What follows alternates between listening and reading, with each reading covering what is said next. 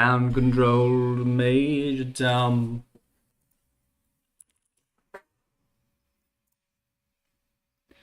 Commencing countdown, engines on.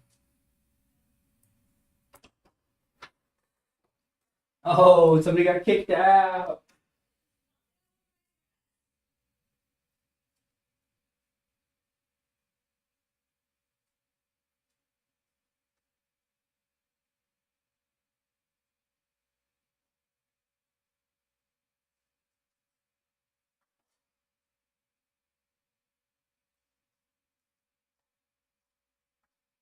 Oh, don't want to crush this. All right. What do we got? What do we got here? Calculating the win condition. Hello and welcome. In this lecture, we are going to be making the win condition work, so I can kill all of the enemies in my level, and it will show me this win screen. Hurrah! Let's dive in and see how it's done. So we'd like it to be possible for our player to actually win this game. At the moment, they cannot. So how are we going to do that? Well, you could do it in a number of ways. One of them would be when pawn killed is called, and the pawn is not the player controller but an AI, we could subtract from a variable which says how many AI there are in the world, how many we have to kill, and then when that goes down to 0, we can end the game in favor of the player. However, I think that's a little bit fragile because it requires us to put how many enemies there are in the world in two places. Essentially, it needs to be in the game mode, but also it needs to be in the world when you're placing the enemies down, and those two can get out of sync. And that's going to cause some problems. So the way I would prefer to do this is to simply say, let's count all of the enemies in the world. Every time a pawn is killed, let's do a recount, a head count of all of the AI, and see which ones are still alive. If any of them are still alive, then we're not going to end the game yet. Basically, the game's not over. But if they are all dead and the player controller is not, then the player has won. So in order for us to do this, we need to have a way to query a player controller as to whether it's dead or not. Sorry, I mean the AI controller. So let's look for our shooter AI controller.h. And what we want to do here is create a new public method that allows us to query whether it is dead or not. So we're going to do a bool is, basically is dead, and it's going to be a const. I don't have public in this.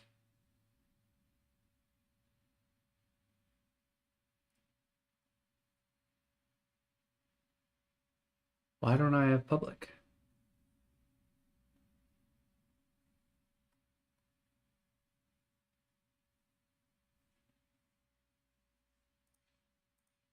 Interesting.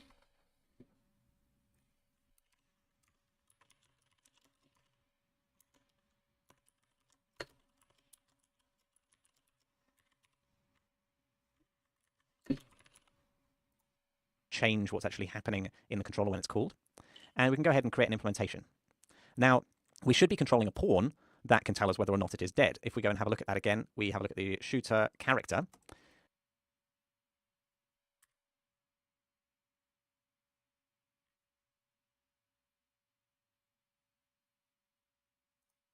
If we go and have a look at that again, we have a look at the shooter character.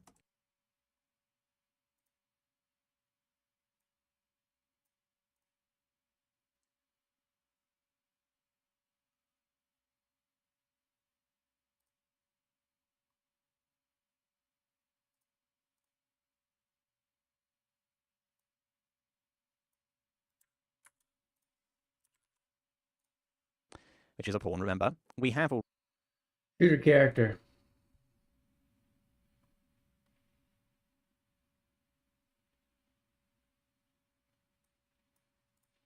already this is dead const function there. So essentially what we want to do is just pass on the request to the shooter AI controller. Now, yes, one thing is you could say in the kill 'em all game mode, you could get hold of the controller, get hold of the pawn that's controlling, do a cast, and then check whether that pawn is dead.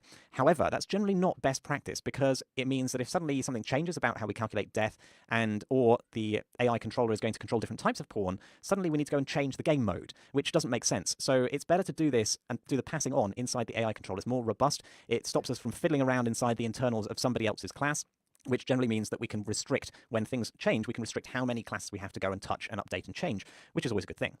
So what we're going to want to do is get the pawn and cast the pawn to make sure it is a shooter character. So let's do a cast. It's going to be to a shooter character. And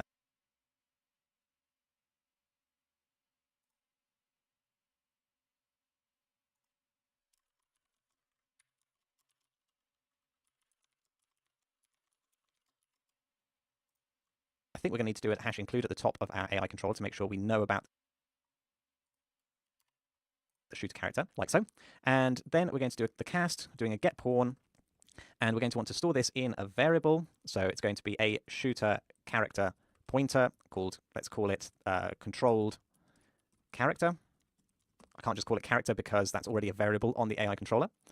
And put a semicolon at the end of the line, and we're going to check whether this is null or not.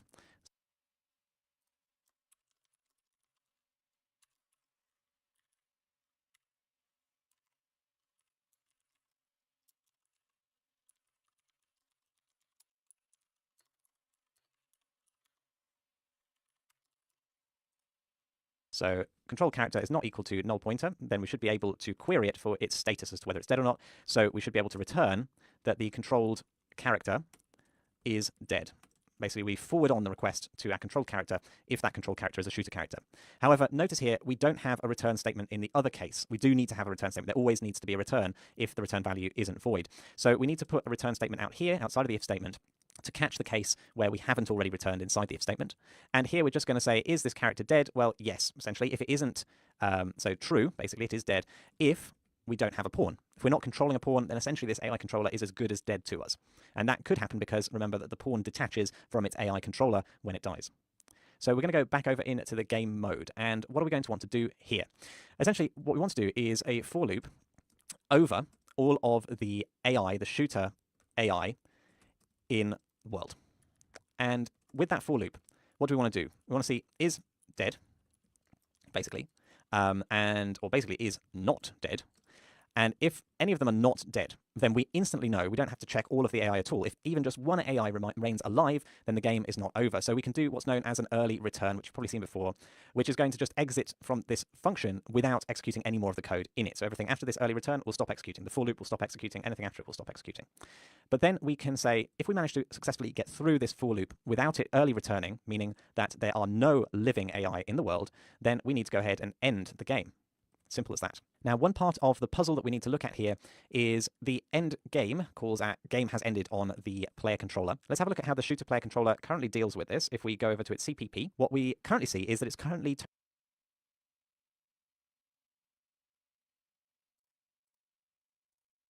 totally ignoring the B is winner. It's currently ignoring whether or not it is the winner.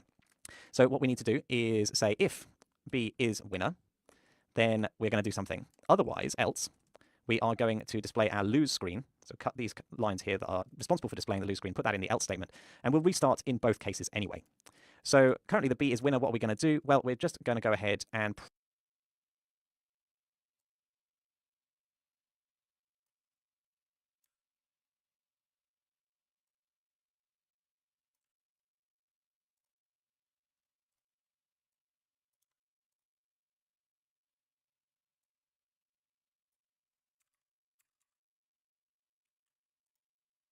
probably create a win screen as well, which is going to be fairly straightforward. We go over to our header file for the shooter player controller. We can duplicate our lose screen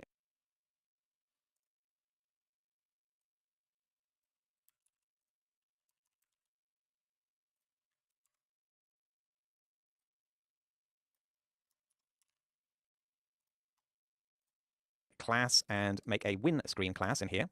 We can also go ahead, and in fact, this is a mini challenge for you. Maybe go ahead and set it up so that it can do a win screen. Okay. Mini challenge, right?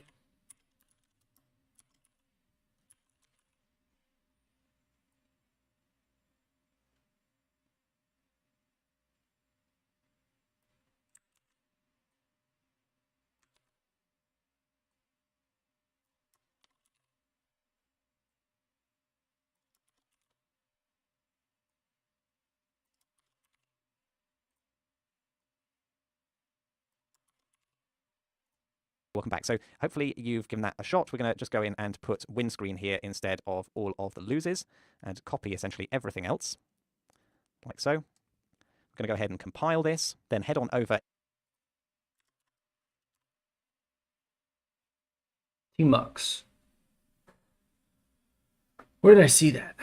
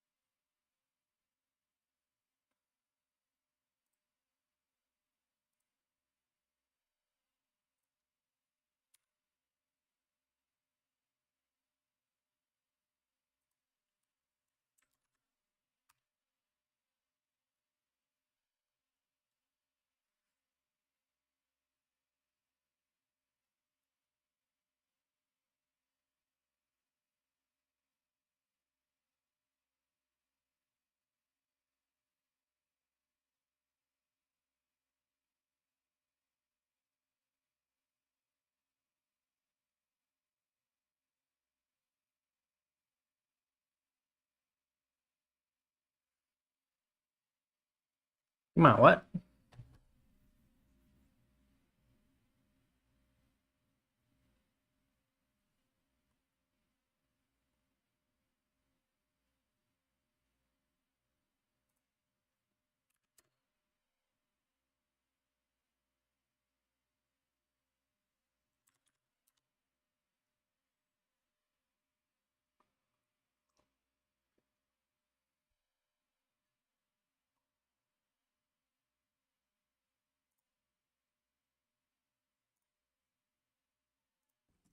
I can't just call it character because that's already a very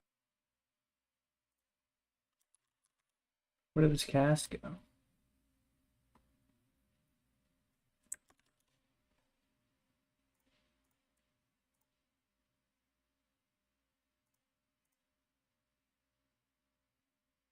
win screen. Okay, welcome back. So we're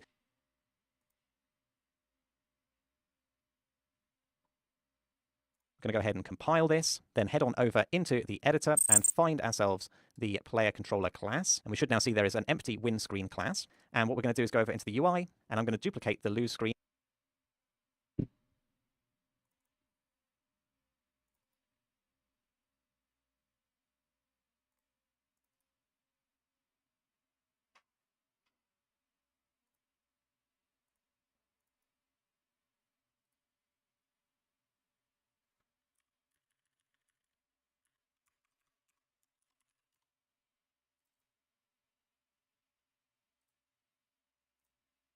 To call the win screen, and you could create yours from scratch if you wanted to, but I'm just going to be using it very similarly, except I'm going to change out the color for green and make it into a you win instead of a you lose.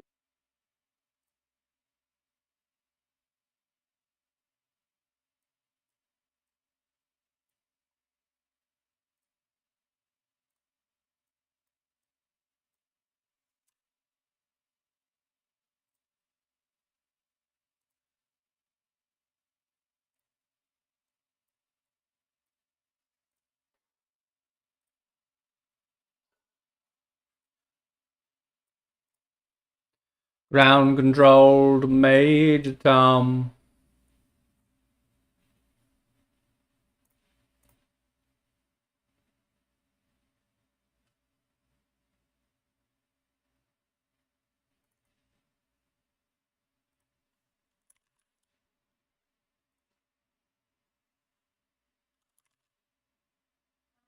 Yeah.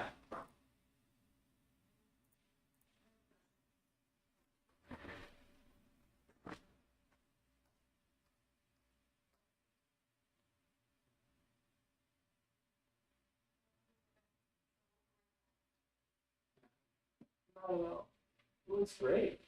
Huh? That's a single wrinkle. What are you talking about? Come down there. Clothing folds naturally.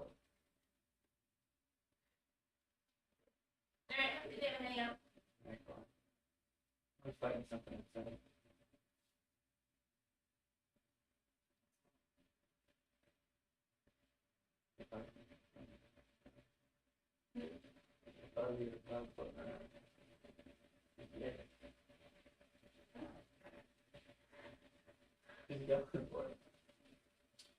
Bye. Bye.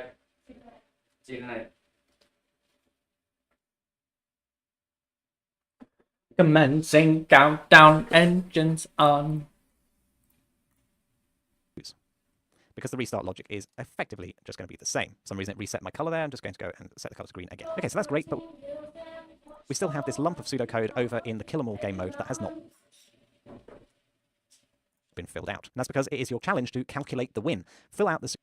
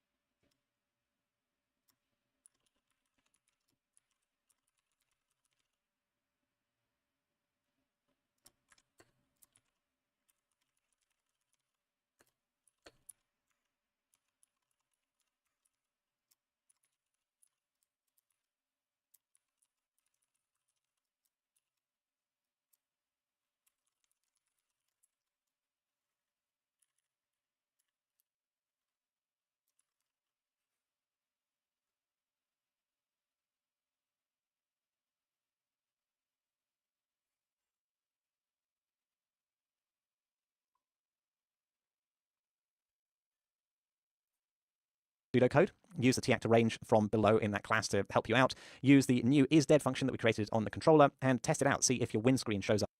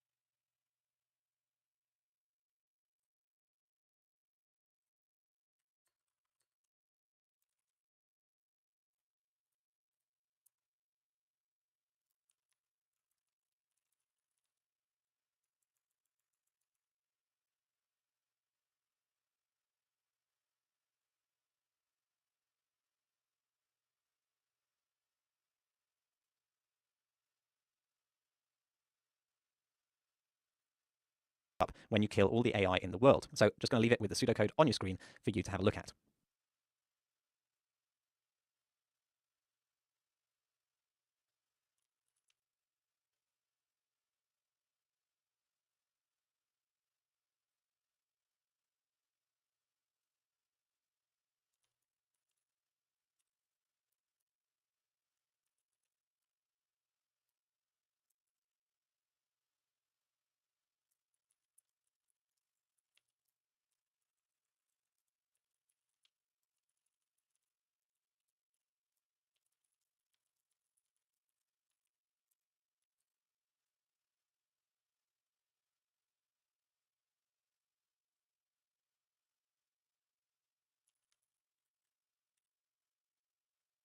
Okay, welcome back. So let's start with the for loop. So we're going to do a for. What are we for looping over? It's not a controllers this time. It's going to be the shooter AI controller. So we need to hash include that. It's going to be the shooter AI controller.h. And that means that we're going to be looping over a shooter AI controller star. Just call the controller for shorts. And then we're going to do a t actor range over, again, that a shooter AI controller. We need to get these two types to match.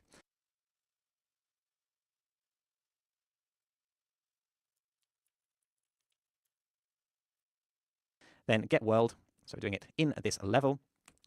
And then we've got the body of the for loop here, where we're going to be asking if it's not dead. So if not controller, arrow is dead. Basically saying, make sure that we aren't dead. And if it's not dead,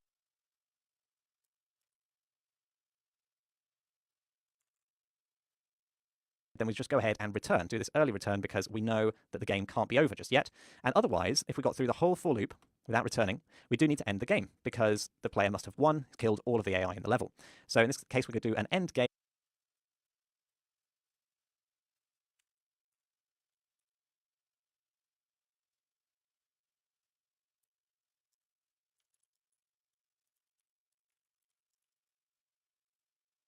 True, because the player has won, and that should notify all of the player controllers and AI controllers around. Cool, so let's go over and compile that first of all. Then I'm going to go over into Unreal and have a play. For some reason, my editor thinks that I'm in this edit specified color.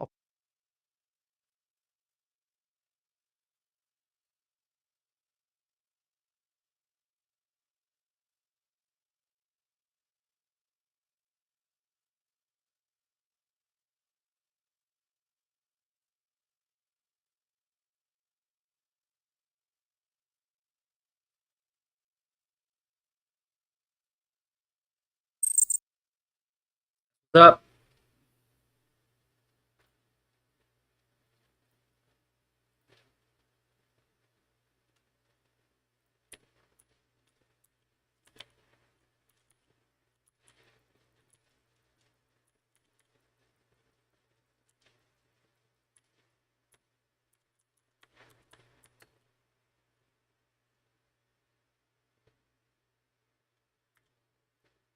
operation, so I'm just going to close it down and restart it. Now that it's rebooted, I'm going to go ahead and hit I play. crashed. And I'm going to get killed first of all. Yes, I still lose. That's great. Now let's see if I can kill this guy before he kills me.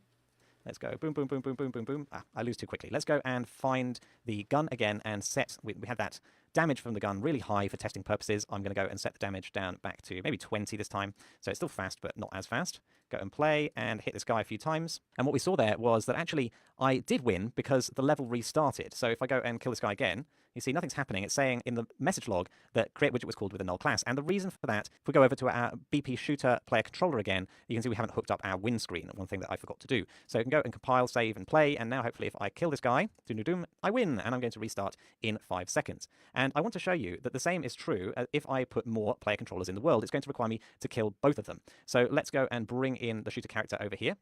And this is going to be my second enemy to kill. So I kill this guy, boom. And it hasn't won. Then I go over to the second guy, boom. And now I have won because I've killed all of the AI. And we didn't have to go and change any variables to do that because our for loop counts all of the living AI every time from scratch.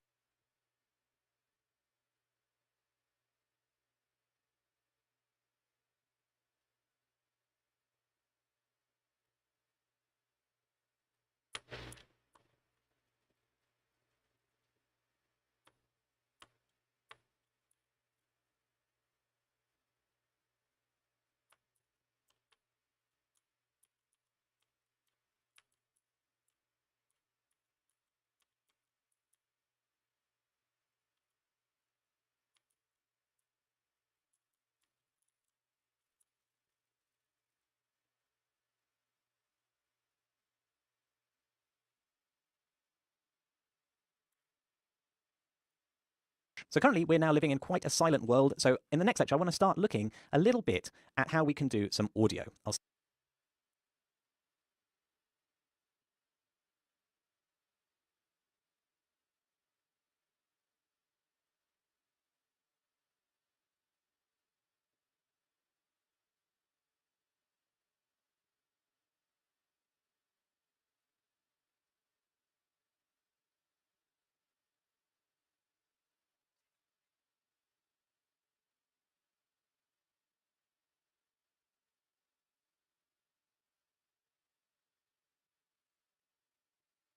Um,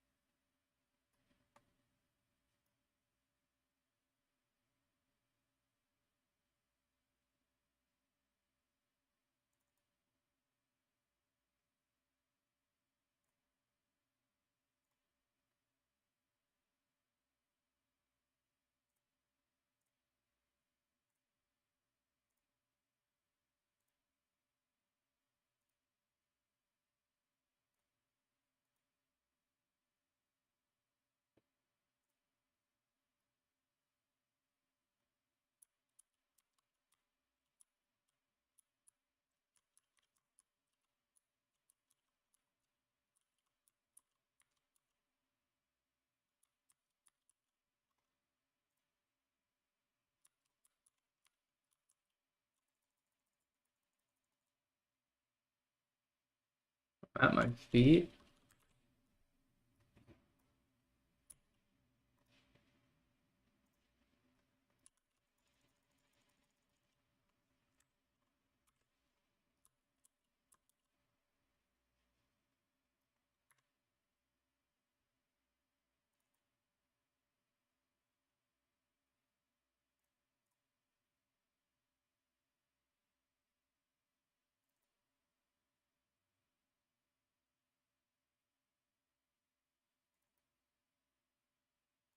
This is the AI. That's not what I want.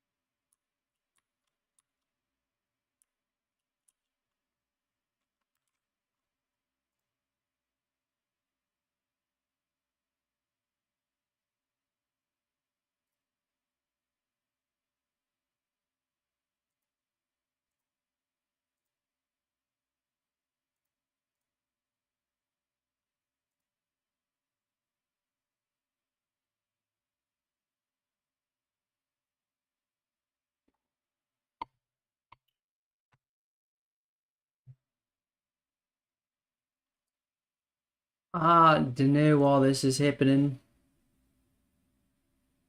It's Manka Fanka. Hey, brother. Yeah, like this shouldn't be.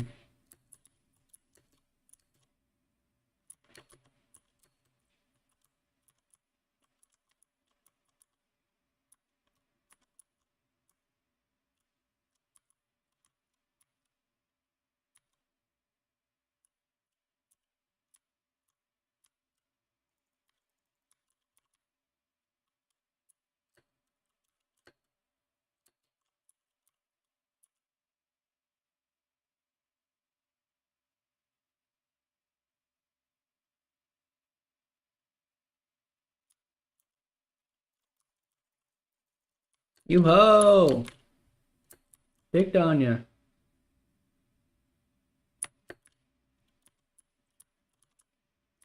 Alright, whatever. See you there.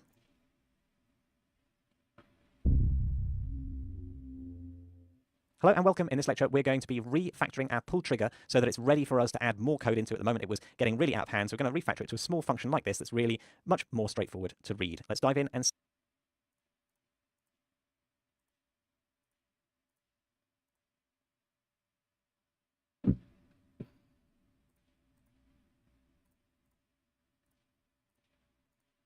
see how to do this refactor.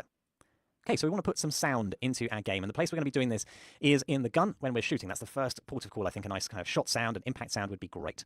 The only problem is when I came back to our pull trigger function, I noticed that it has got outlandishly large. It doesn't fit on one of my screens. It's also a little bit hard to read and understand where we'd be putting this functionality. So while we take the effort to actually understand what the functionality is here, maybe it's worth doing a quick refactor or pulling out some of this stuff into other methods so that it's not so hard to read.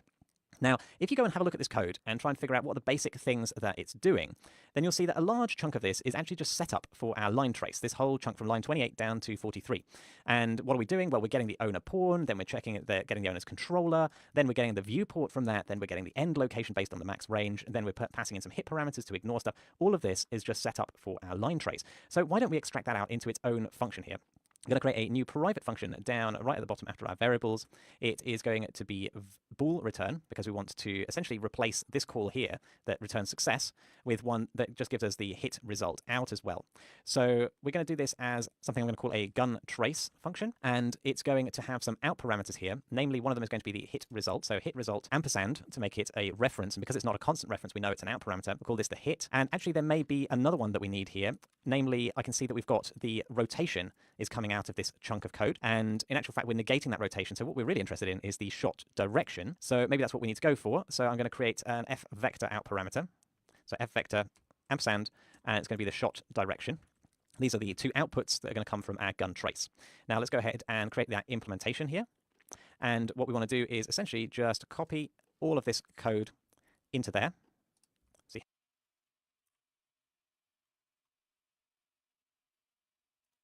all of this code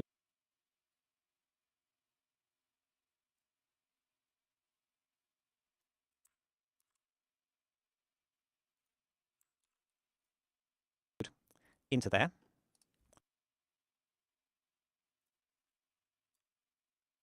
See how it goes. And we also want to be checking this shot direction. Take that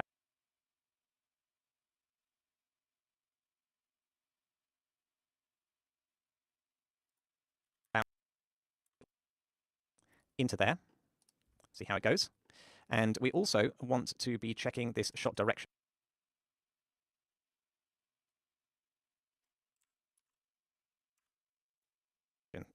Take that out there and stick it in just before the end, or maybe just here. After we've got our player viewport, we can set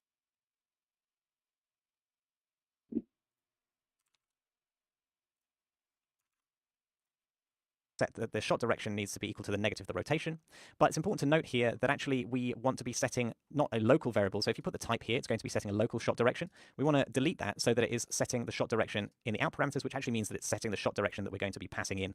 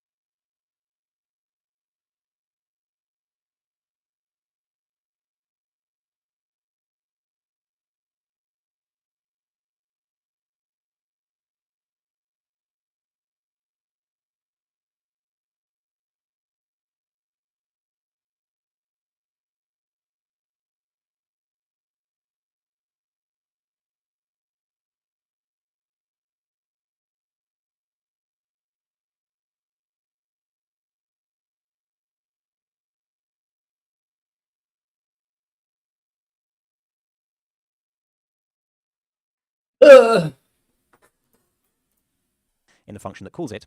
Same goes for the hit. We need to remove this local hit so that the hit being passed into line trace single by channel is the hit that was passed into gun trace. And then finally, is there anything else? There's this to-do line, which is now not needed. And also this be success, where we just need to be returning the result of the line trace single by channel. That is going to be whether or not our gun trace has succeeded. So we've succeeded in making this indentation a little bit less. We can fit it all on one screen now, and it's a little bit easier to understand that, yes, all of this is related to getting a gun trace. We can go up to our gun CPP, and we can now set our be success up here. So bool be success, we're going to need to set as the gun trace. And we need to pass in some out parameters here, so we still need to declare those somewhere. If hit result, it's going to be one of them, which I'm just going to call hit. And the other one was going to be an F vector called shot direction. And those are going to be passed in. So we're going to have the hit first, then the shot direction, and then semicolon at the end there. So that's going to make that just a little bit easier. However, I'm noticing we also need the owner controller. And I don't want the gun trace to be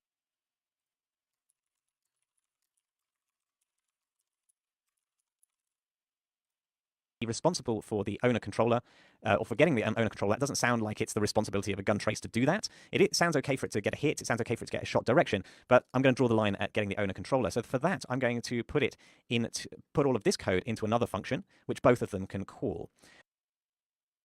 So that's going to be a function that returns a controller star, and we're going to call it the get owner controller, and we can make that a const, as we know it's not meant to change any of the variables on our gun class. Let's create that implementation, just bring in the implementation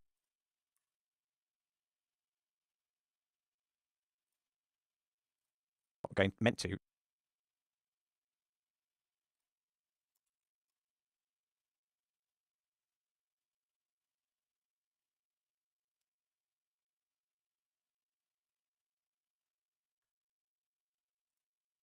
change any of the variables on our gun class. Let's create that implementation, just bring in the implementation from gun trace, fix up any indentation if necessary, and we're going to go ahead and simply return the owner control. So there's no need to do a null check here. That null check we do need to do in the function that's using it.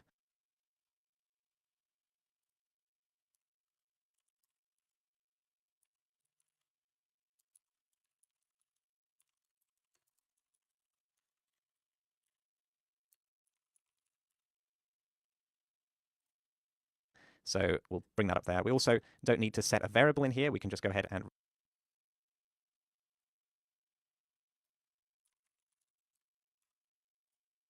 return. So it's going to be fairly straightforward. I get owner controller, but not completely. And then we're going to set the variable in gun trace. So owner controller is going to be get owner controller, like so, which we then do a null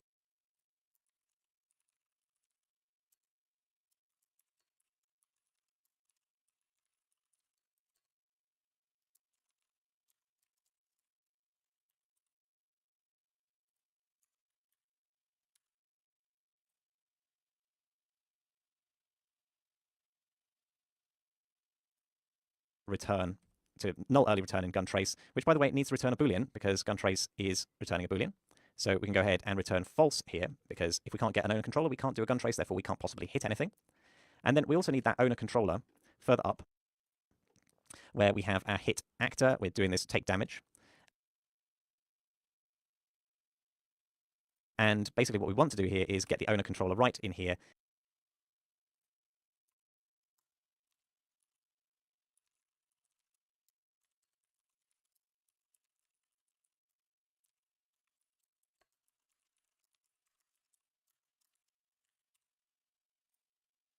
Inside our hit actor. So if we hit an actor, we get the owner controller again. Now I know there's a little bit of gun traces calling get owner controller, and then we're doing it again if we hit an actor, but that's only going to happen every time we hit an actor. So I don't mind having that recalculated twice, because it's just going to make the code that little bit more readable without having to store variables and state that could get out of sync. So there you go. We now got the owner controller that we need for take damage, and our pull trigger is looking much better. So that's it for this lecture. Quick one, just refactoring our pull trigger so that we've got a good base to work from in the next lecture. And I'll see you there. Well, we didn't even rebuild this, so let's go ahead and do that.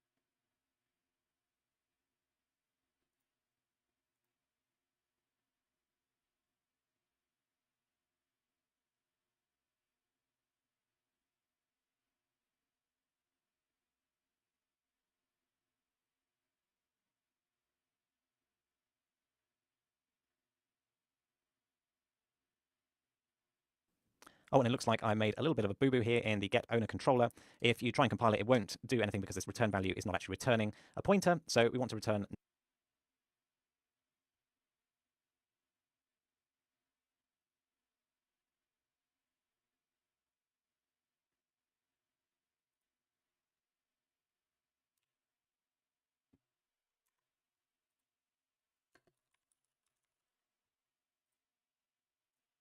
Null pointer in this case straight away. Basically, if we can't get a pawn, then we can't get a controller, so we return null pointer.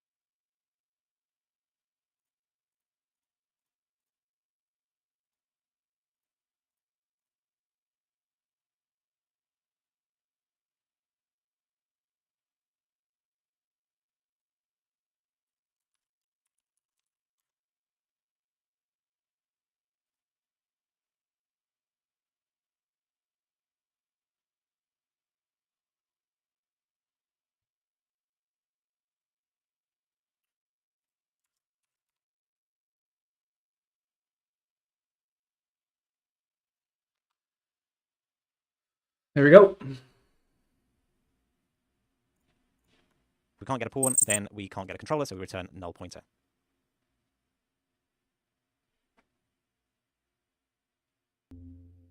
Hello and welcome. In this lecture, we are going to be making sounds. So we'll have a muzzle sound, and we'll have an impact sound.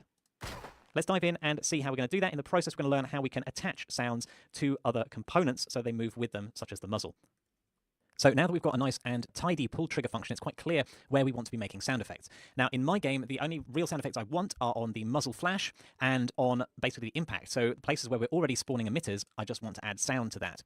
Now, that's relatively straightforward. We've done similar things in the past with gameplay statics. You can do a play sound at location, which is going to play that sound unattached to any object, so it won't be moving around. It'll just stay fixed in that location until it's finished. However, we also want to be able to play an attached sound in the same way as we're playing an attached emitter up at the top. And for that, that's fairly straightforward. What we're going to look for, though, is, first of all, we're passing in this type.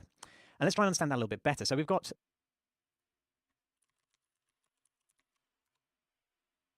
the play sound at location.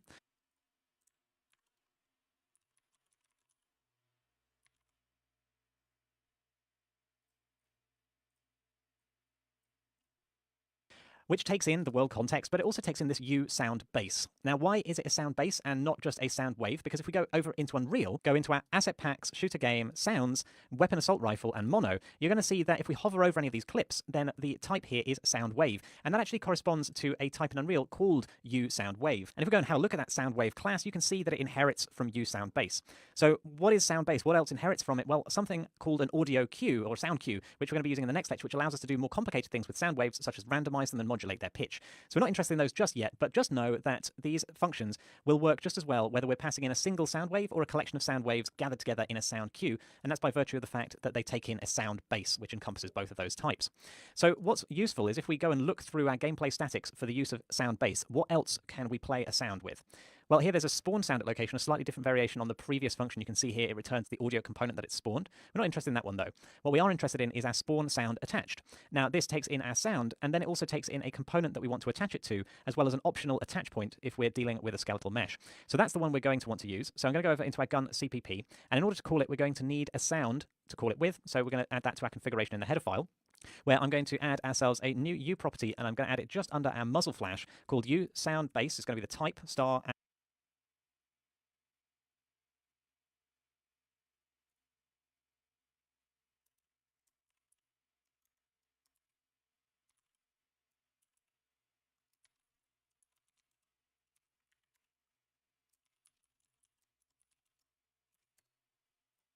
and it's going to be the muzzle sound, like so. And that we can then configure in the editor. And I'm going to go over to the gun CPP, and we're going to spawn, so it's U gameplay statics again, and we're going to call spawn sound attached. And we're going to pass in this time, instead of the muzzle flash, the muzzle sound. Then we've got to attach it to a Caramela. mesh and to a socket. And actually for that, I'm just going to copy both the mesh and the socket from above, because we want to be doing it to exactly the same location, essentially having the sound come out at the end of the barrel of our gun. And if we go ahead and compile,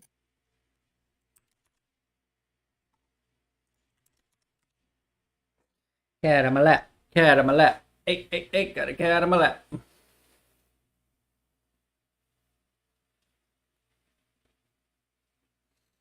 How come your sister doesn't come sit on my lap?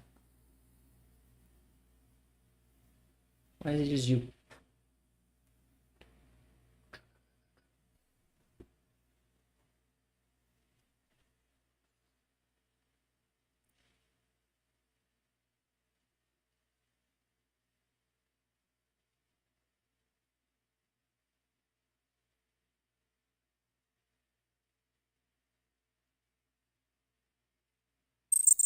Love that. Love that. we should be able to go over to our rifle BP and find a new property. Sure enough, when the compile finished, the muzzle sound property popped up here, and we can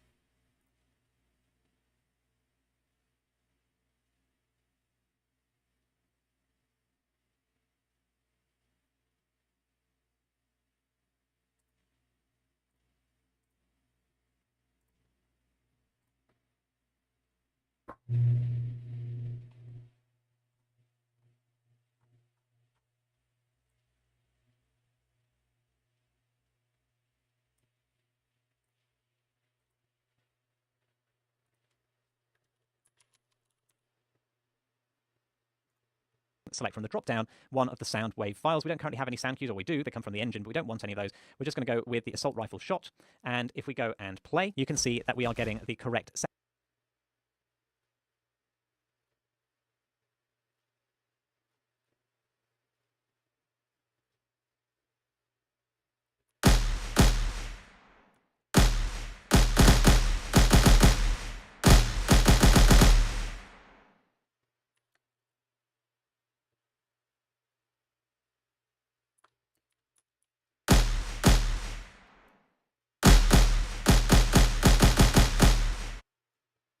Sound effect when firing the rifle. So it's now time for your challenge to play the sound at location. That is the function you've probably used before to play an impact sound, of which we have a few in here. When I did my drop down, you could see there was the assault rifle shots. But if we also look for assault rifle, we can see that there are these impact concrete sounds as well. So you might want to choose one of those. So you're going to play an impact sound, going to use the play sound at location from gameplay statics, hook it up and test it out to see that you're getting both of those sounds in your world. Pause the video and have a go. Okay, welcome back. So let's give this a shot. First things first, let's set up the configuration. So I'm going to mostly copy the configuration from the muzzle sound, put it underneath the impact effect, and I'm going to call it the impact sound. Then what we're going to do is just set it off compiling, because we made a change to our header file, and I want it to be quick. Then we're going to go down to the impact sound. Then what we're going to do is just set it off compiling, because we made a change to our header file, and I want it to be quick. Then we're going to go down to where we're spawning our emitter at a location. We're going to do a new U.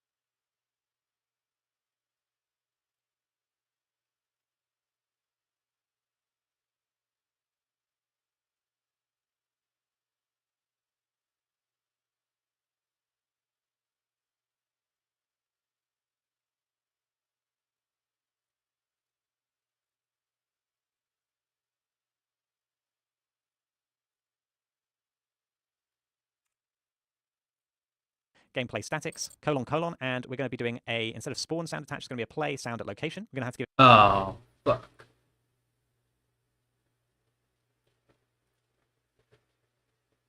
Oopsie.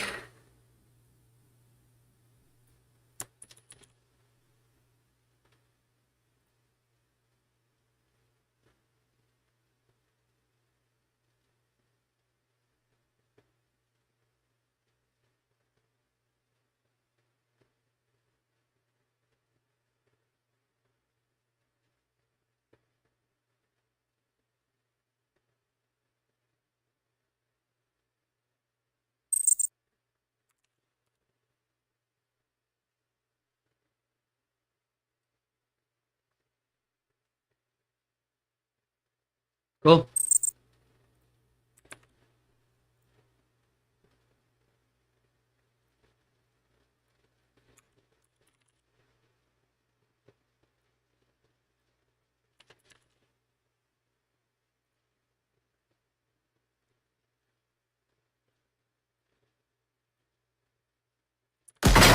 Oh!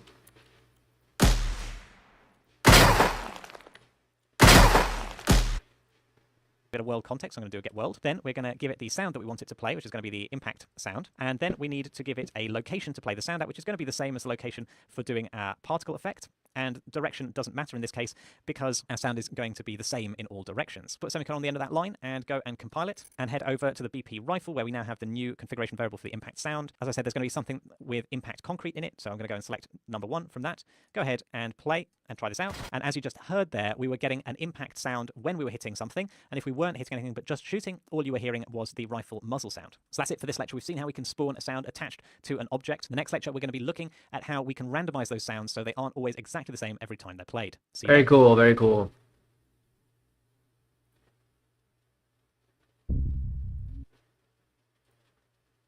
I got 1, 2. I've got 8 lectures to go. That's it for today.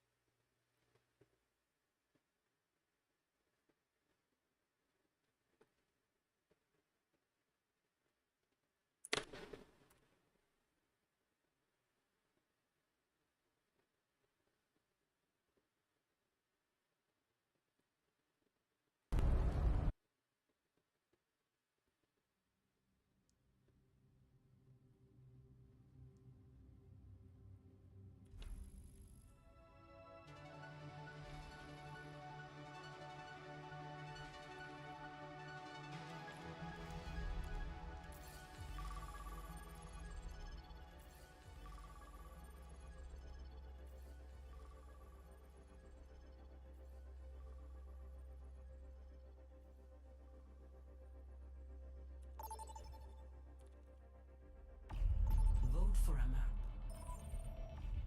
Vote for a map. Vote for a map. Riato.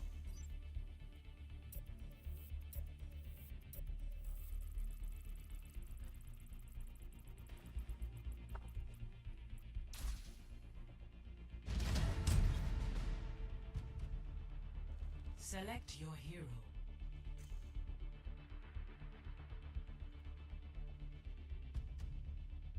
Ooh, Lane, I like Anna too. You can take her. Choose hero bands. You know what? You can have her. Wow, so kind. Psych, we're It's a banning one-time her. thing. No more. No, please, no. It was a joke.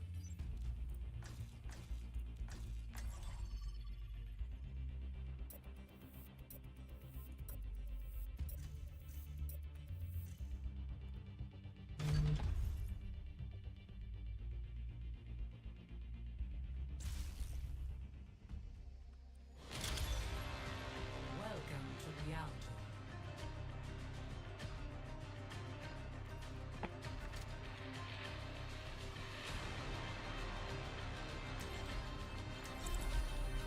Defense. Defense. I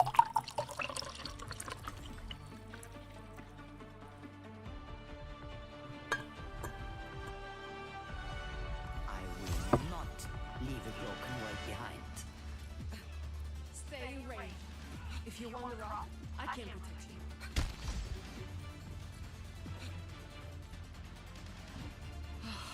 A mother's work is never done. The thing is, normally, somebody's in voice, I'm nanoing them. But it's our Ilari. Alright for this mission. Well, Iari. I gained a little too. Focus up here. 3, 2, 1. Attackers incoming. Stop the pain.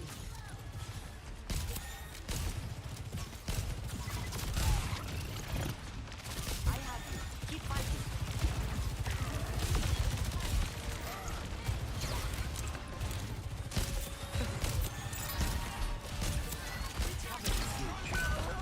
Bag it up.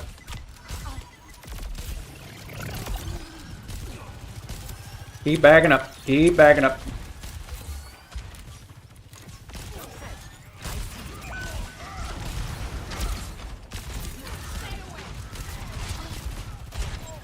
On the right, on the right.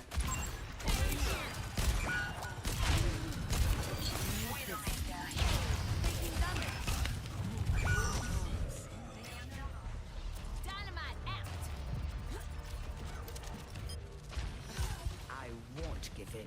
The payload has reached the checkpoint.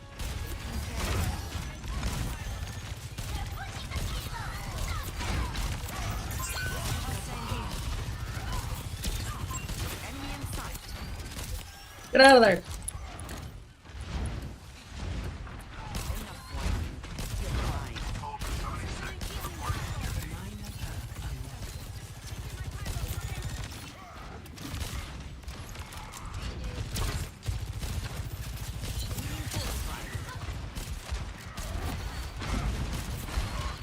No power down. Get in there. محدش يقدر عليا. This ends now.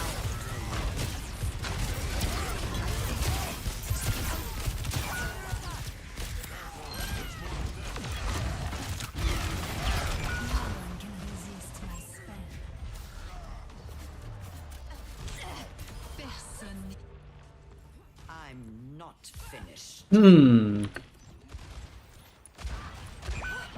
Hmm.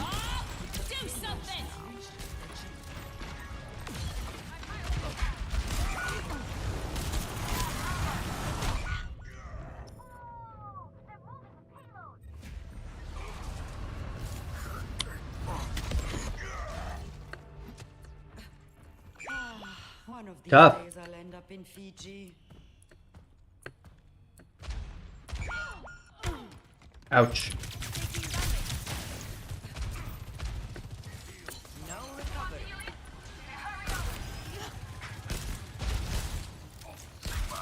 Taking care of.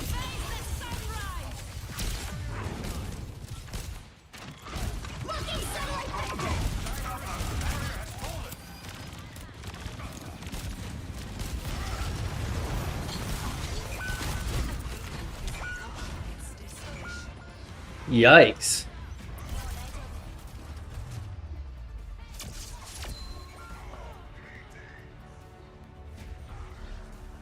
Score 0-3.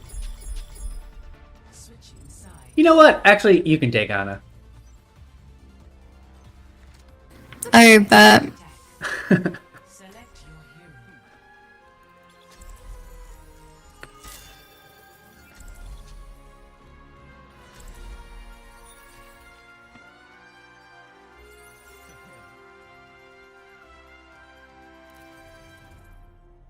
We got smacked. Genji, the only one with a kill.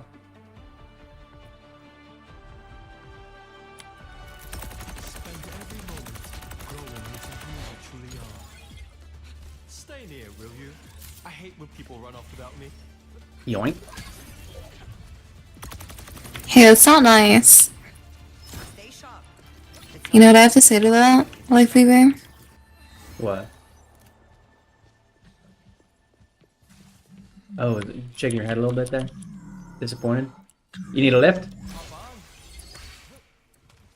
Windborn. Good kitty. 5, 4, 3, 2, 1. Attack commence.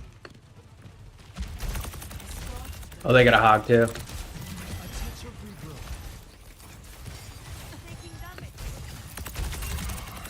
Oh, hog dip!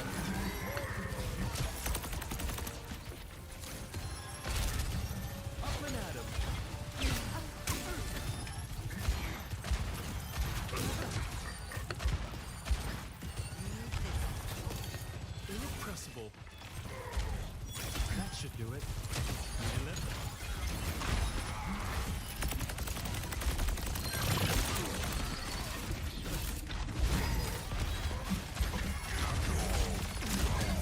Come here, will you?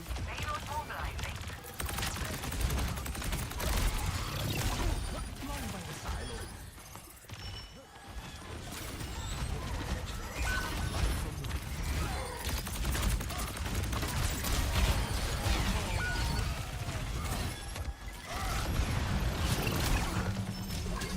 Big hug for large friends.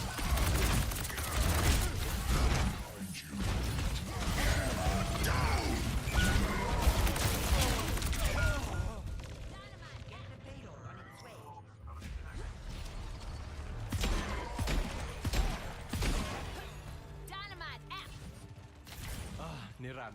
Really?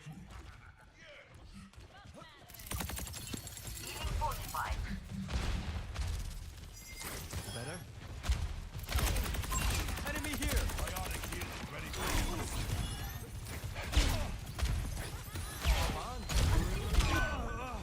Come on, can we look at this Ash?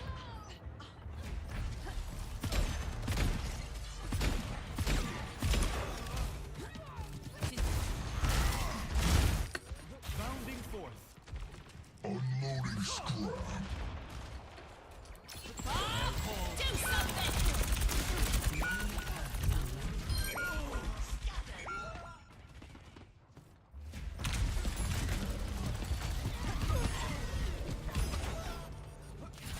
I walked into that one. Can't have it getting worse. An enemy here. Up and at him. Nano princess minute.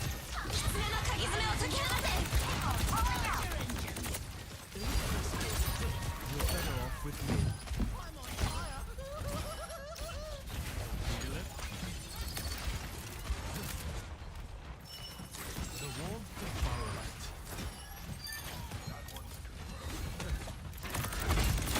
I'm on fire!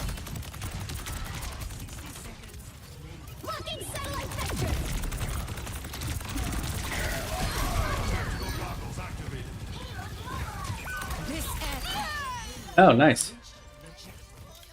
That was a good ult for us. Long by the silo.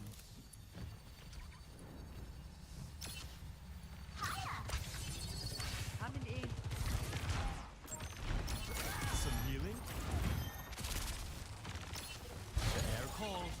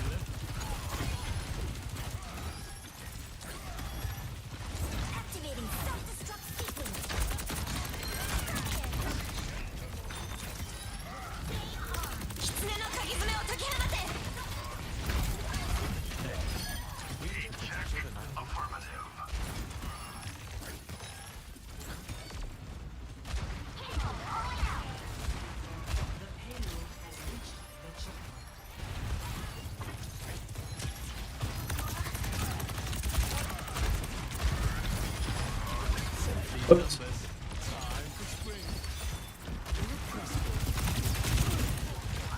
Can't have it getting worse.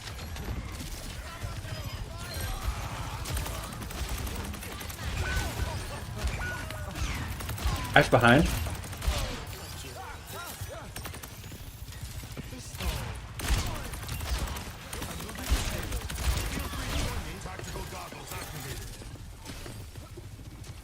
There's still an Ash back here.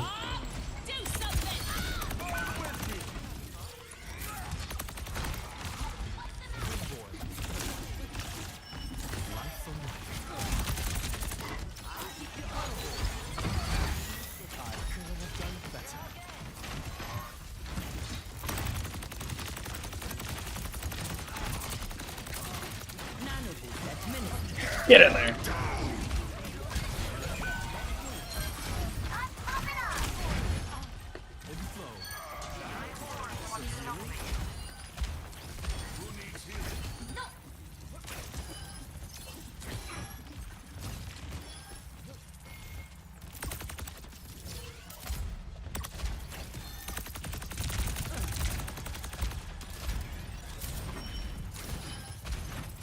Did he shatter?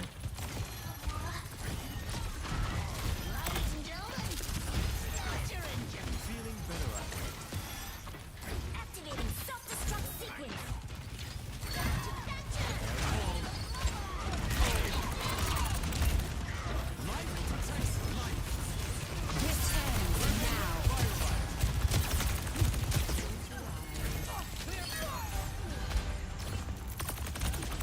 With time. Point, point, point, point, point, point, point, point. Point, point, point, point. Kill point. D.Va. All right.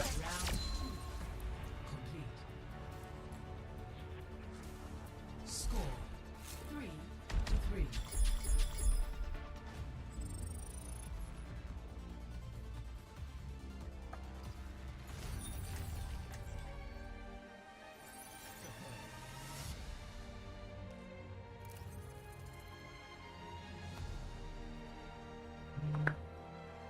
Burp.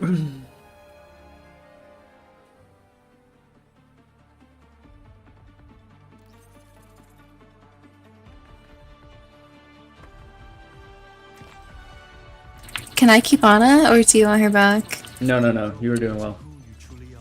So, don't take it personally when I get the most kills, okay? I'm in charge. Don't forget that.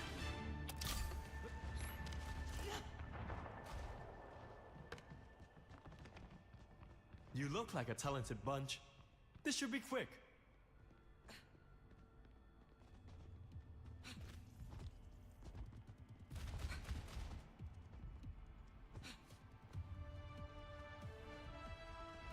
Five, 4, 3, 2, 1. Escort the payload. They're holding that corner. About time.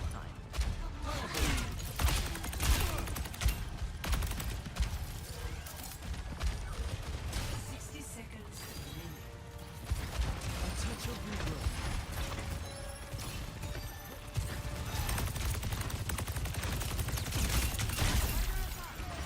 Up and at 'em.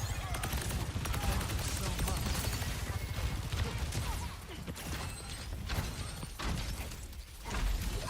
Come here, baby.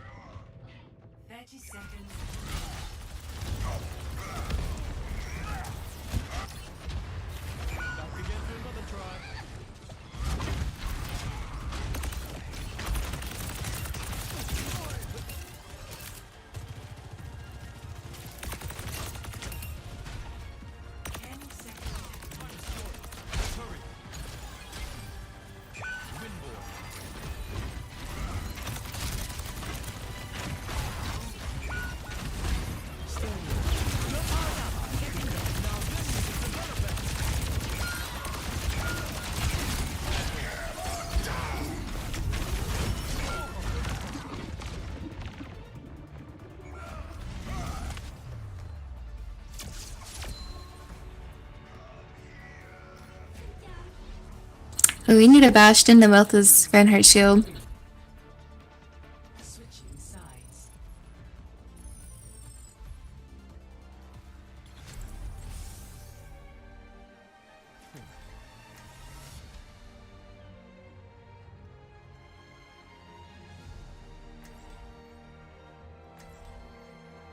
Only got to hold him for 4 minutes.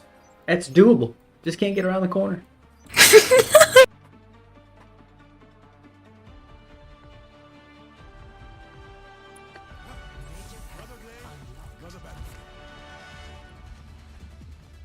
You better keep up. This isn't a Grown up in domination. then I better not be disappointed. No chance. No chance. disappoint you.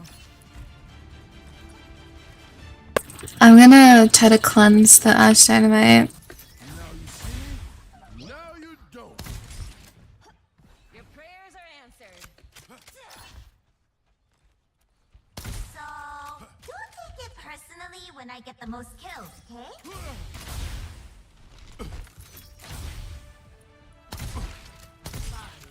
4, 3, 2, 1.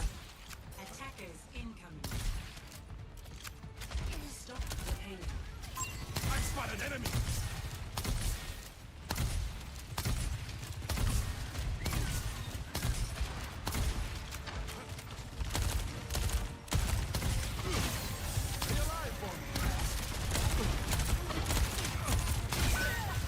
Ouch.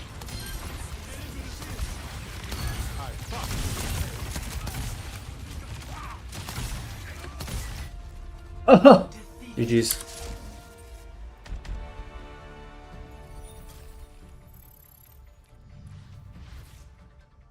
Not ideal.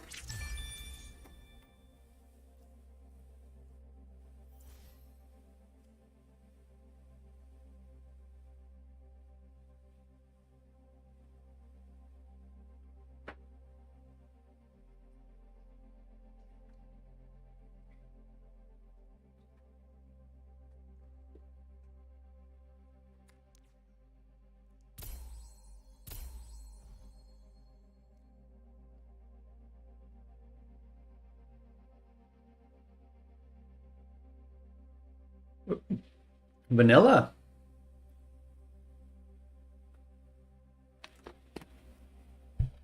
I don't hate it.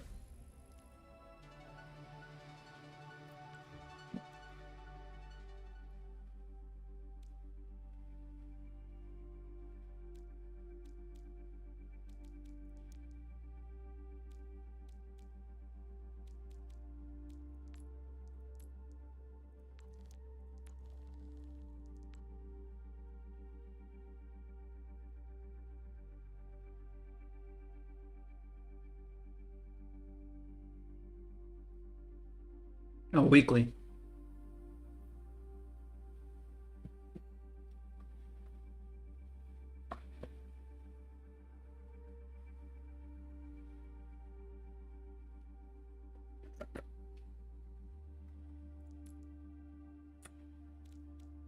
I'm not wanting. Oh yeah.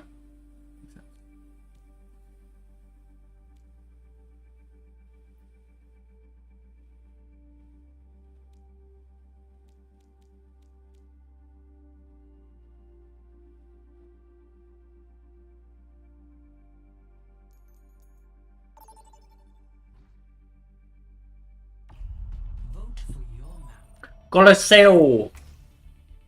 All right, team.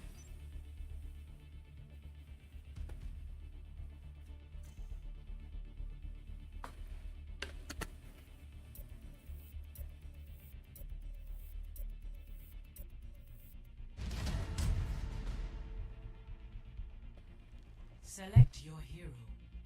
Hell yeah, Alex. We're the only ones to vote. Me and you, Alex. Versus the world.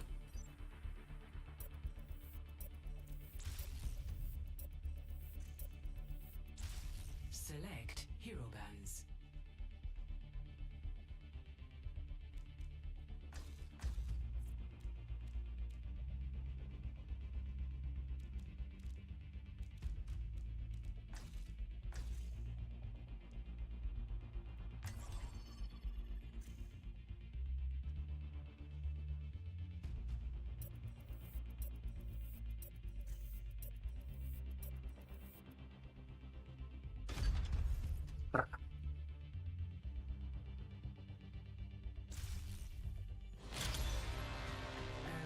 Oh no.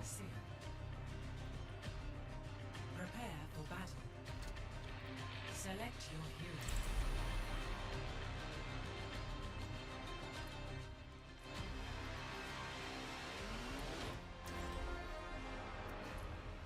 Bert.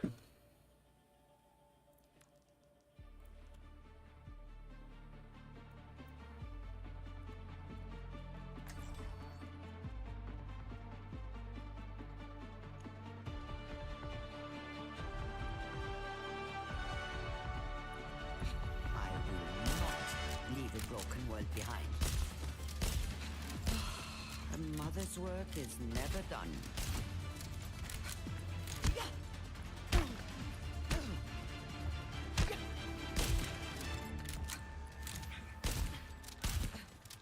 Five, four, three, two, one. Objective unlocks in 30 seconds. Keep in sight, and this will go smoothly.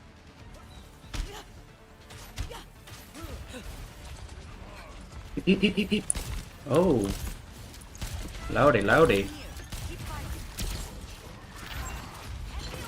Oh, I'm out of position, baby. I'm out of position. Targeting hostile.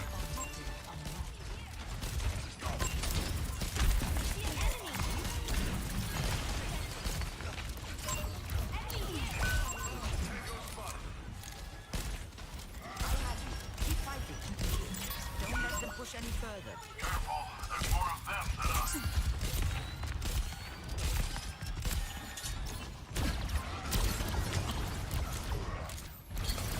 Sting.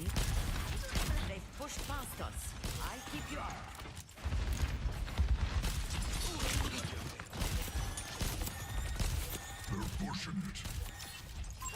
Enemy here. Wowza. I see an enemy. I need help.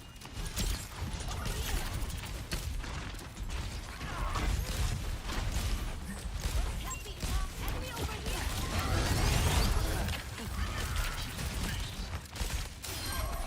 Well done. Getting dough behind.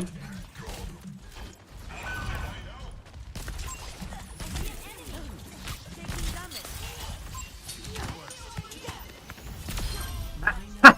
Unlocked.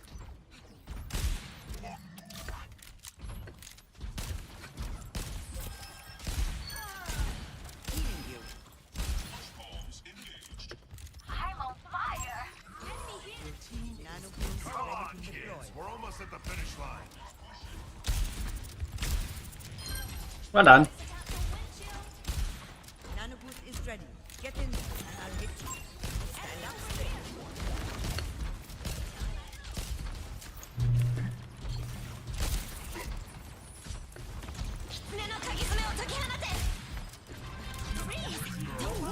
Get in there. Was that? Damn.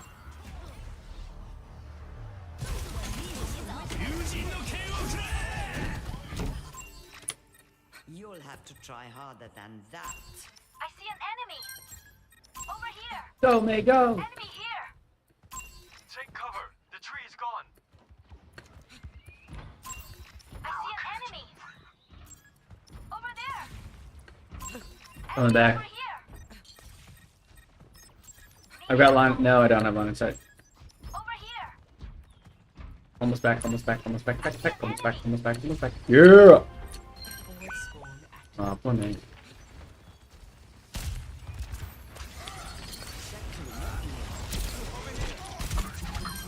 You're welcome. I got you, baby.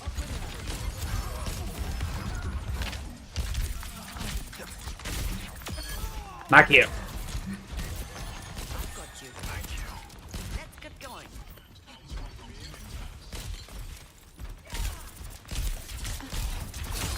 The eye of Back here. is over you.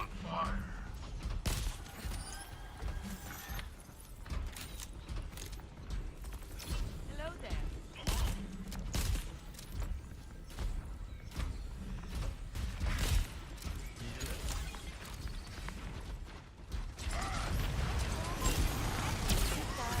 Any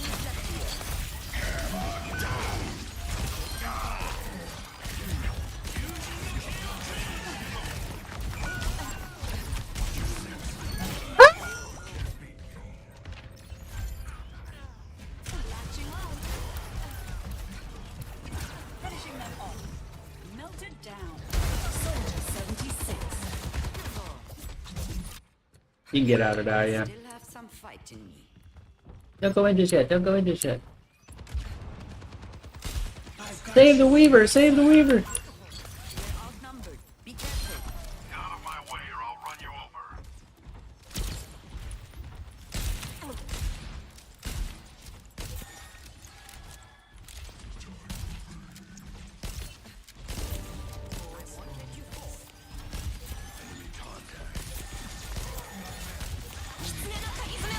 Oh, cat on my lap.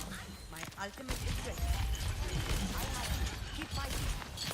You're powered up. Get in there.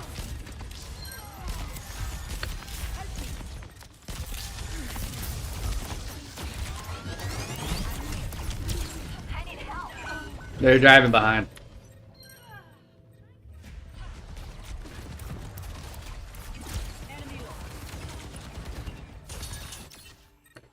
I'm not finished.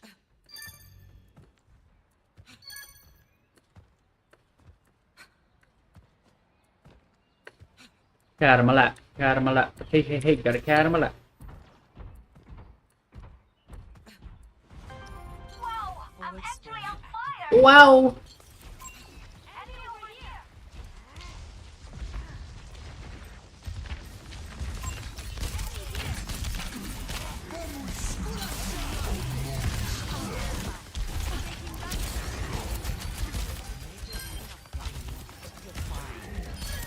Happy to assist. Patience and progress. Approaching the final station. Be vigilant.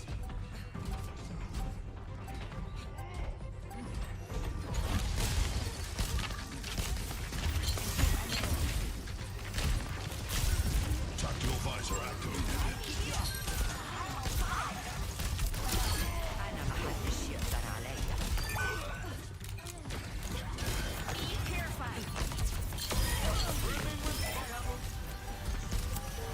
Life protects life. Yeah, baby.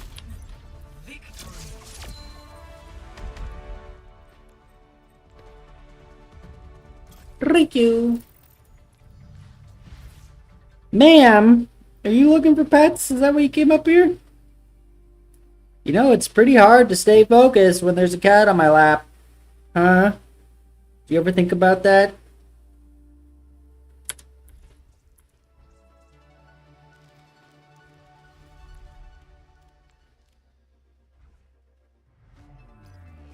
Now traveling to Petra.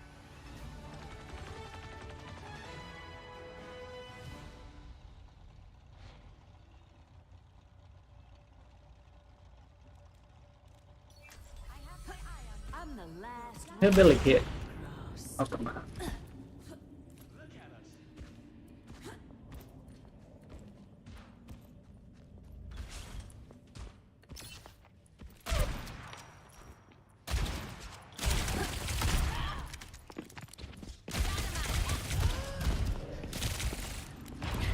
I'm back. Ah, bitch.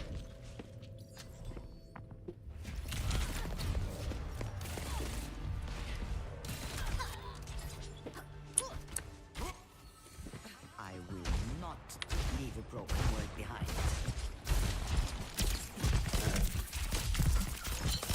For your wounds.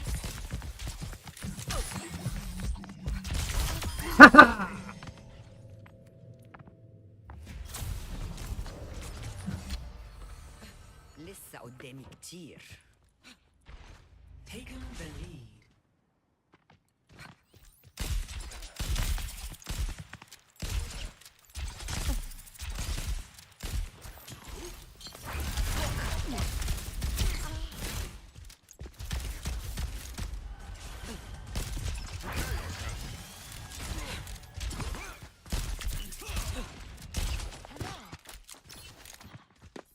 Hello. Choose your map. Big drum.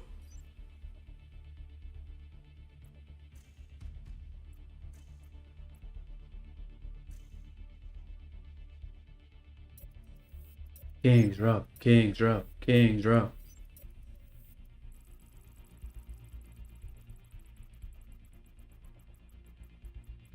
Yes. Yes. Select your hero.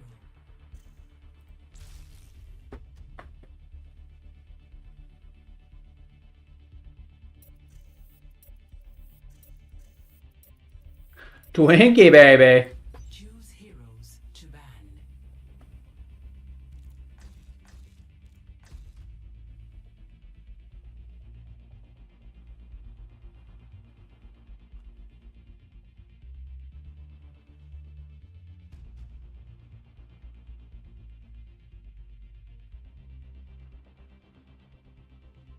Bart Yata.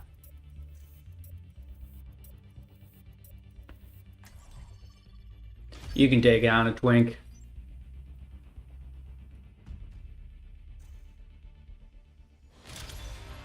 The Twinkmeister. Entering King's Row. Prepare your defenses. Select your hero. Defense. Defense.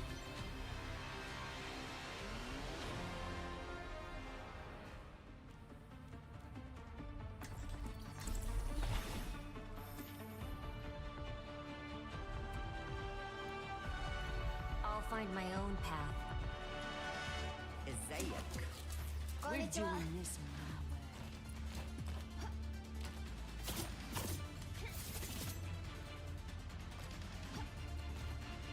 He says, if you have many aliases, why call yourself Father Olu? These days, being myself is exciting enough. What options? Just one more mission.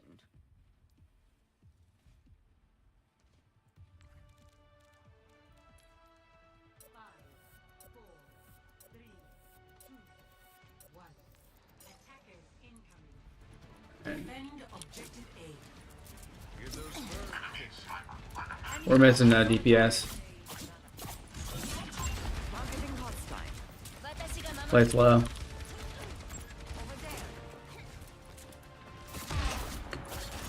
Almost got my head taken off. Nice to know you have my back. Over there. What's that? Enemy here. Oops, down healer. Cool. Soothing your wounds. Get out of there, McCree.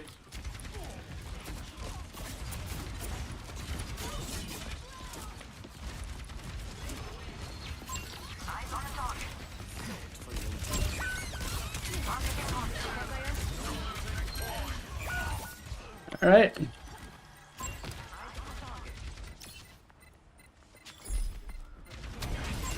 me balance you out. Purify. Thank you.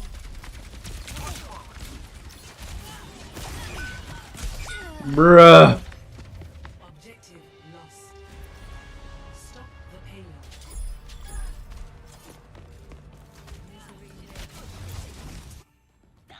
Done playing around.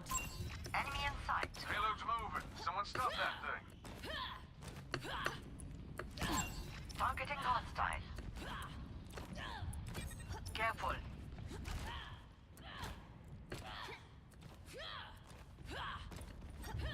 Get in there. I'm with you. Enemy in sight.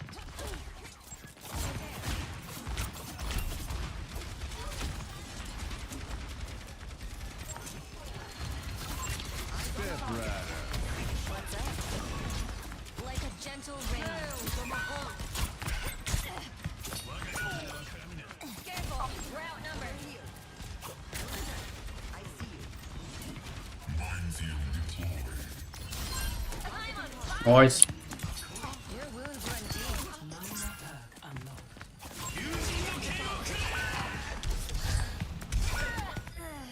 God damn it.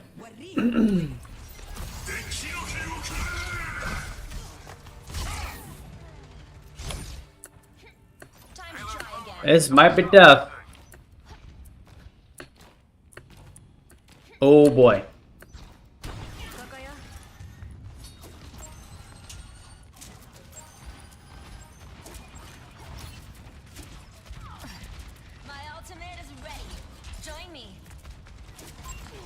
Gotta push up here. Gotta push up here, team. Let the Kitsune guide you.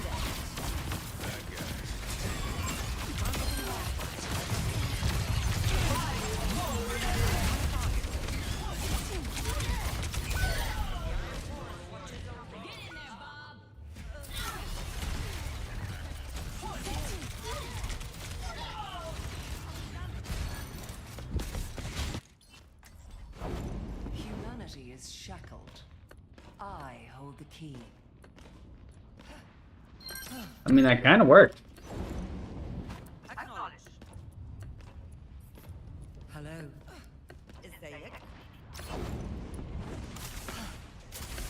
Eyes open now. Big stanger rat.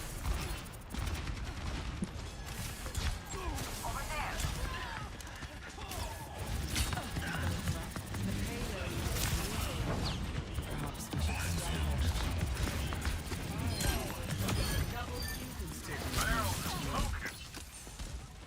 The cure for all the days.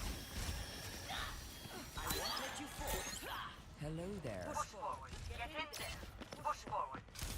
Your end is within my reach.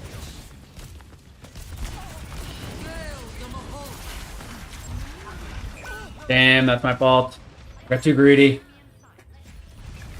Surrender to my will.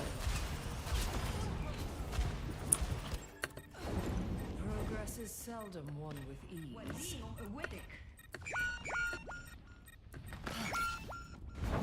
That we should fail in stopping the payload. You can blame me for that one. Reasonable explanation. Minor perk unlocked. I don't think I can touch here.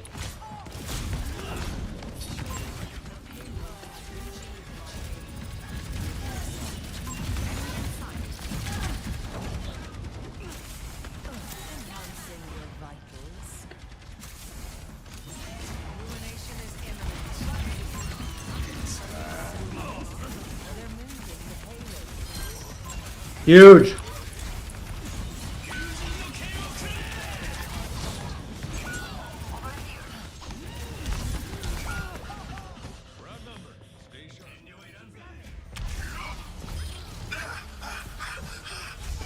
This Genji is basically the only issue, I think. Evolution is a painful path to walk.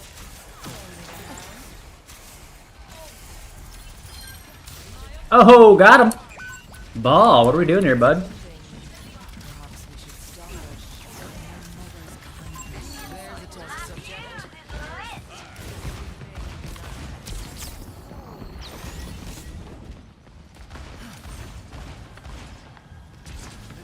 Can fend for themselves.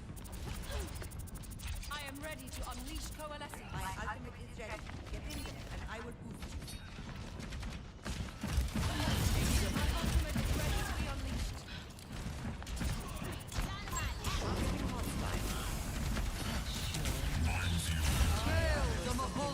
Just chill, just chill. Oh, Witness a mother's Surrender to your mother. Chin chin. Sick for the parched. Your injuries are passing. 60 seconds remaining.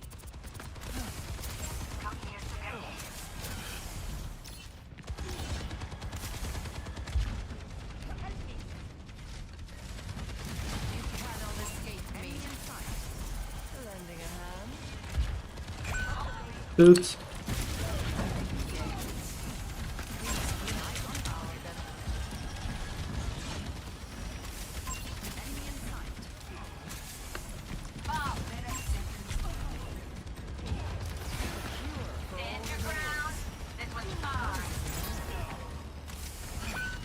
Not ideal.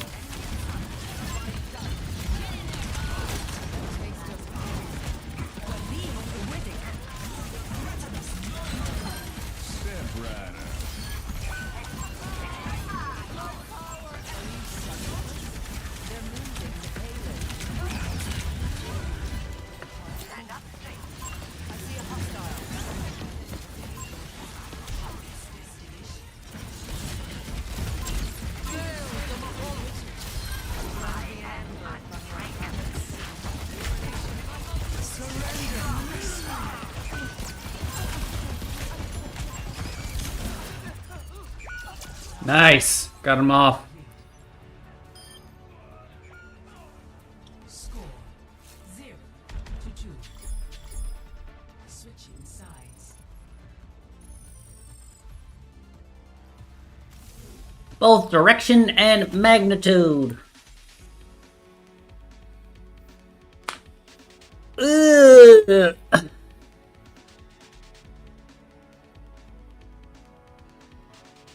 Beep beep. Taking the wheel. Oh. Say less. I will not leave a broken world behind. DPS Ana incoming. A mother's work is never done.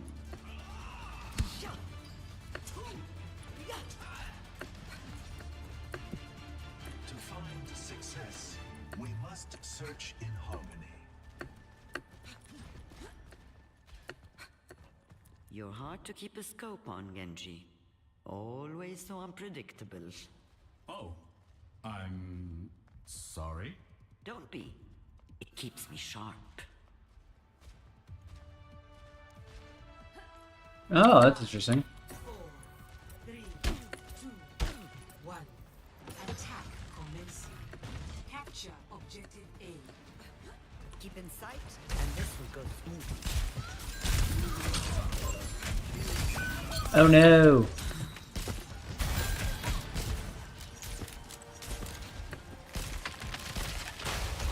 We got a little cheese comp going here.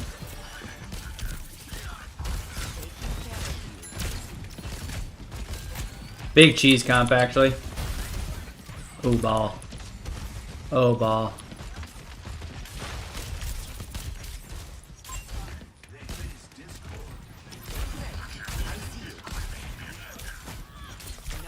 Made anti. Eyes on target. Hold on. Reloading. I'll keep you updated.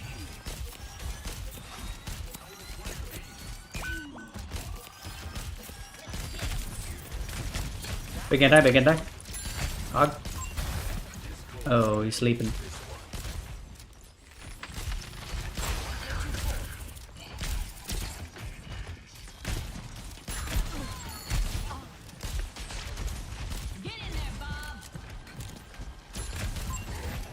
Missed. 冻住，不许走！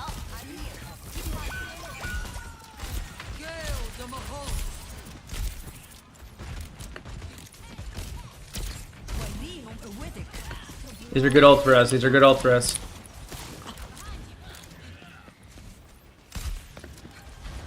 Stand up straight.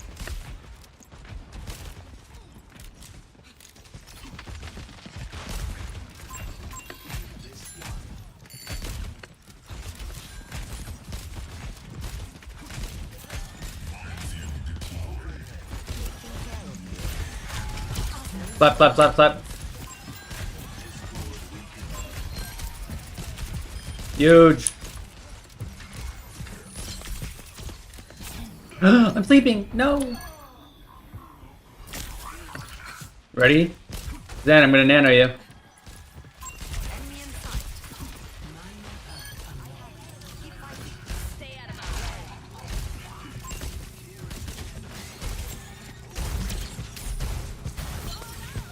Bro, what the fuck just happened? The objective. Anyone want to join me?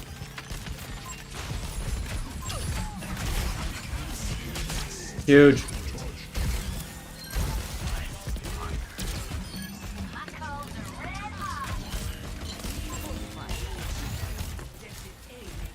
Save the nano.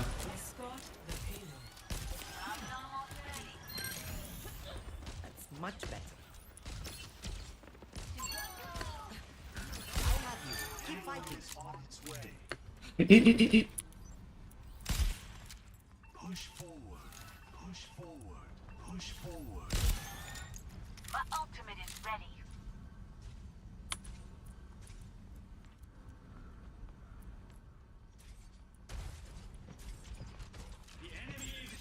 Caution.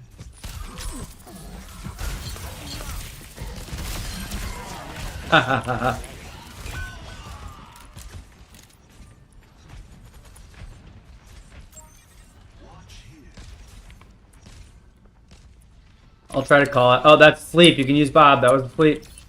There's a junk above, junk above, junk above.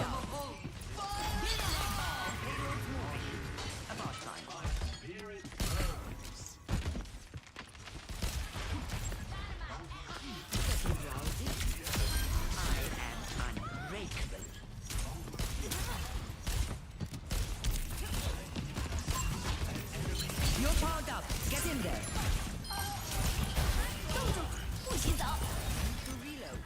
I'm gonna die! Ah! That's okay. Sorry, Zen. I know that Nano. I said that Nano was coming to you.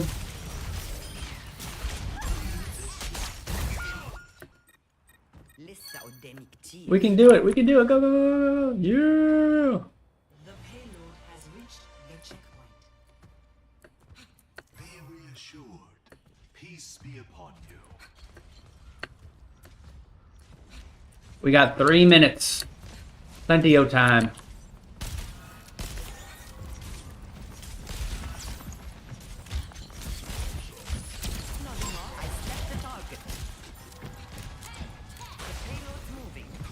Can't see Genji. Alright.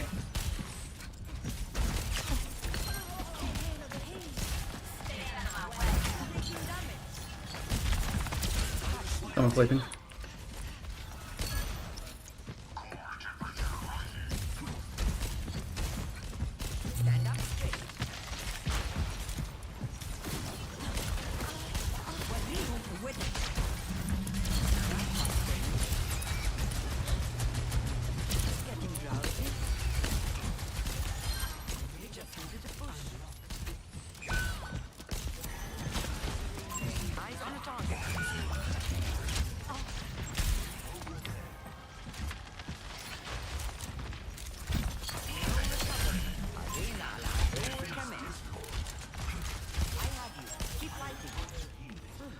Enemy in sight.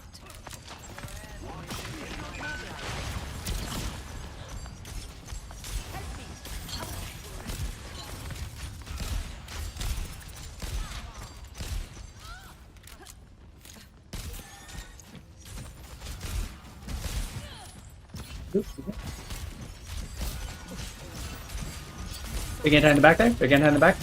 Ball, ball, anti.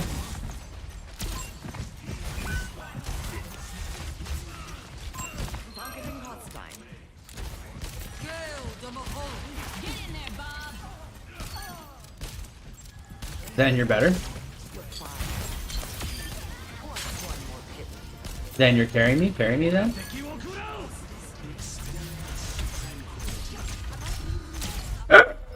Doesn't matter. Doesn't matter. GG's. Well done. Well done.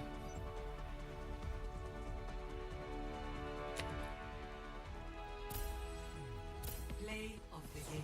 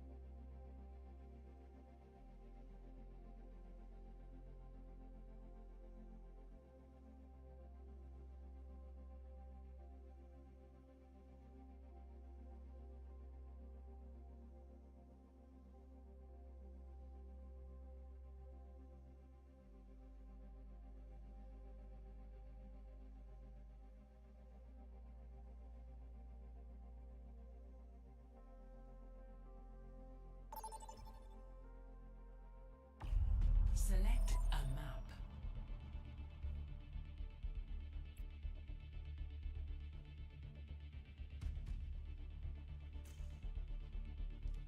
Hollywood.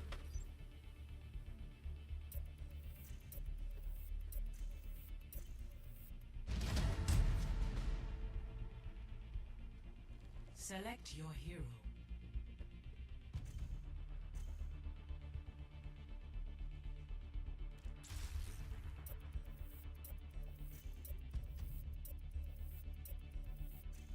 Choose hero bands.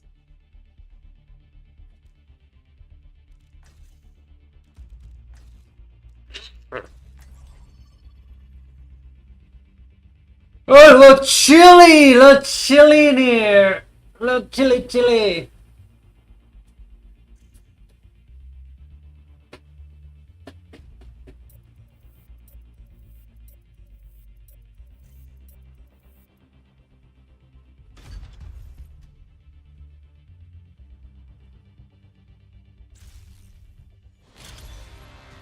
Welcome to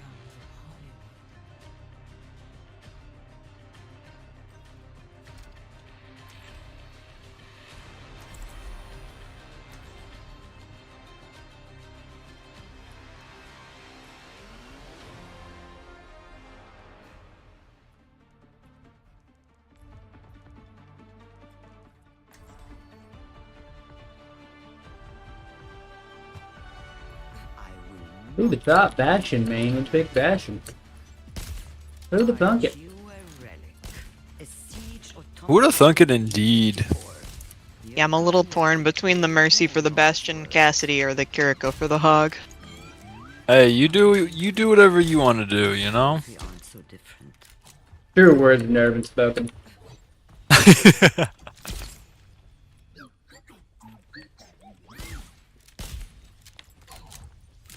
I'll always appreciate a little boost, but I'll never be offended if you want to go Kiri to You're boosted? the You're hog getting out. boosted?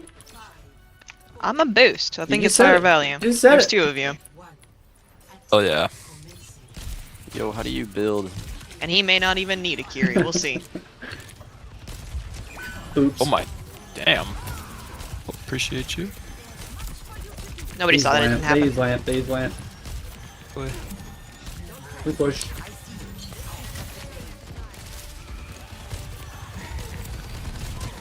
I might swap the Curie actually for Queen. Sleeping.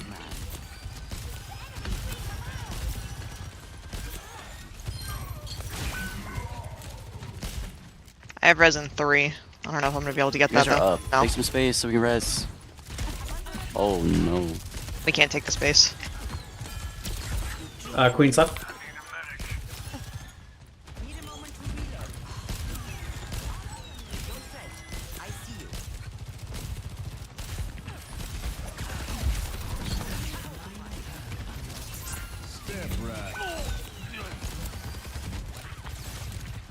This Sojourn's right clicks are on point.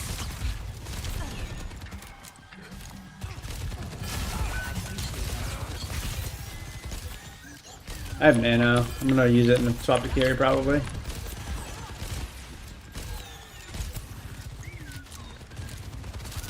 They don't have purple other than Queen. I feel like it'll be worth it though, no? I won't let you fall. We're just straight taking too much damage. If you can't heal through that damage with Ana, you're not gonna heal through a Kiri. Fair. Fair. Alright, Hog, it's coming your way. Get in there, baby. You're powered up. Get in there. Time for the reckoning. This ends now. That's a bunch of ults.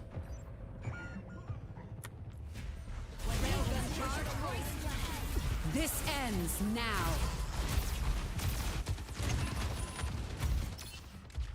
I'm not finished.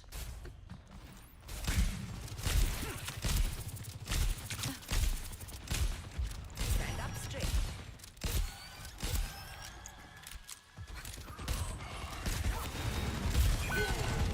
That must sting.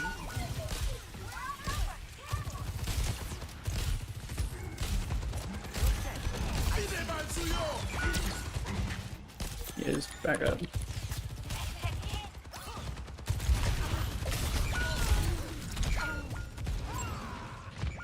Yeah, zoinks. Yoinks indeed. I have Valk, or I can Kyrie. We can try to heal through it. Just go Widow. Get pick. They're all just standing there. Yeah, I'll get right to swapping a Widow.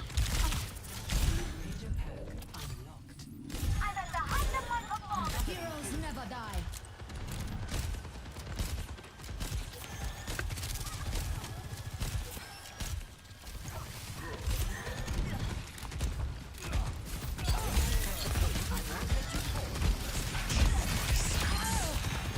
Watch the res on that.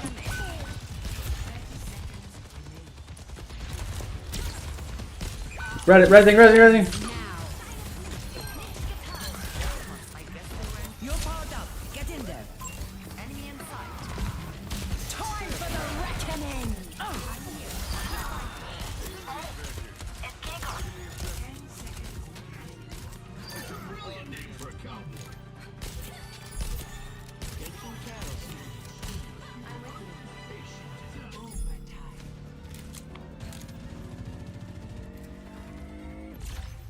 Objective A captured. Okay. A Watches over you. little bit harder than we probably thought it would be. I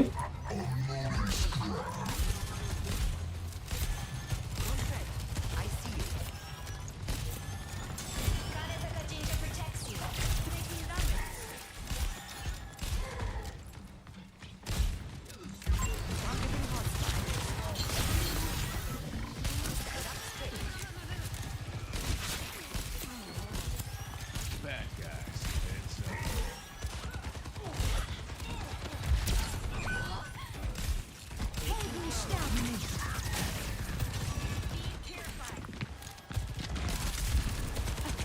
Yeah, I'm getting chased.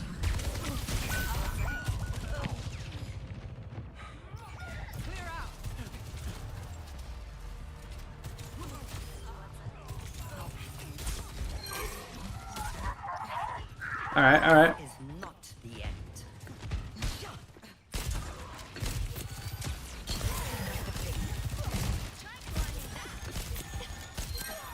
We walk. Time for the reckoning.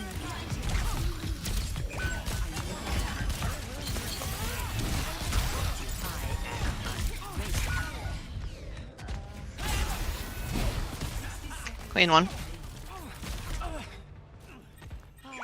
One of these days I'll end up in Fiji. Ooh, questionable.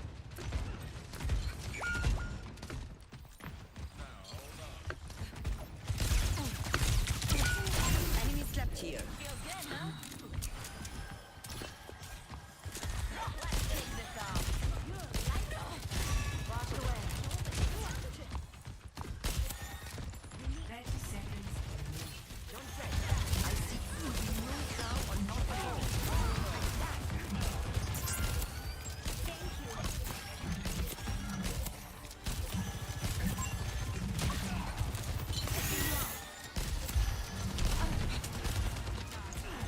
Freeze! Don't move! You're powered up. Get in there.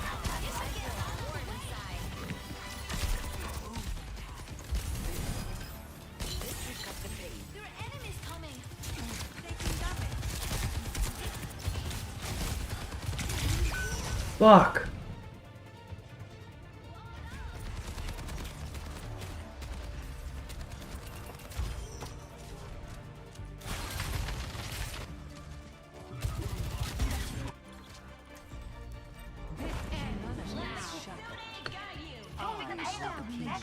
Time for the reckoning!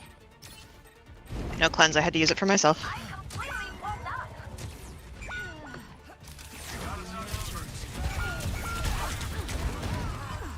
Oh, I'm here.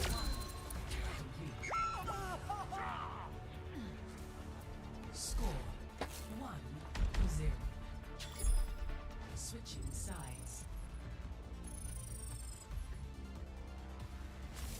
Prepare your defenses. Select your hero.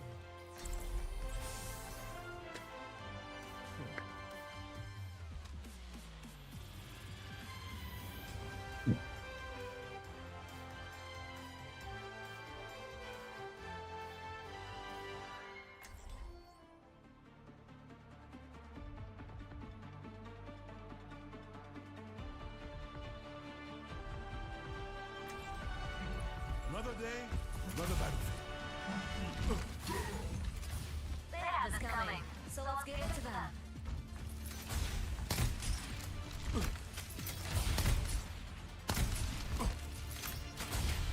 I don't play tank, so I'm not sure what the pick is, but I'm pretty sure that it's not Hog here. I don't play I'm this not saying video that to be game, toxic. but I log in probably once every 3 months, and I'm still this rank, so you're probably doing something wrong. I mean, I usually play support high, so when I play it high, I drop to the bottom of plat.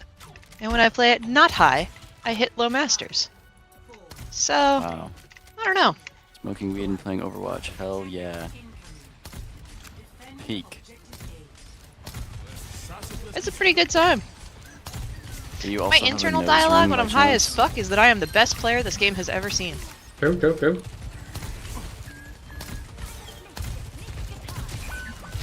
Ouch.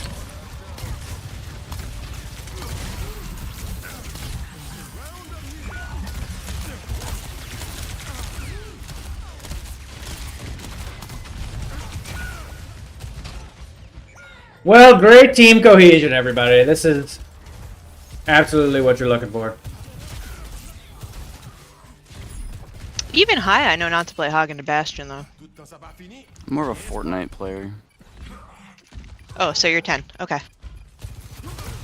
My 5-year-old likes Fortnite. And Among Us. Is that your other game? You should probably go take care of him. Or her.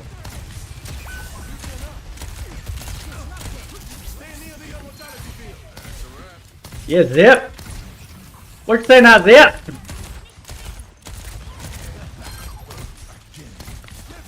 Zip said he'd do it again. Oh no, Zip. Oh no, Zip. Yo, I just got solo ulted.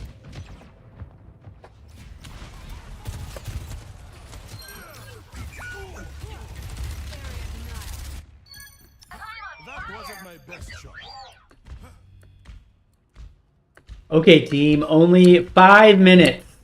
That's it, just 5 minutes. That's like 2 hot pockets. Is a hot pocket really 230? Depends how crispy you like it. Is that the crispy status or like the not crispy status? Oh, crispy is over 2.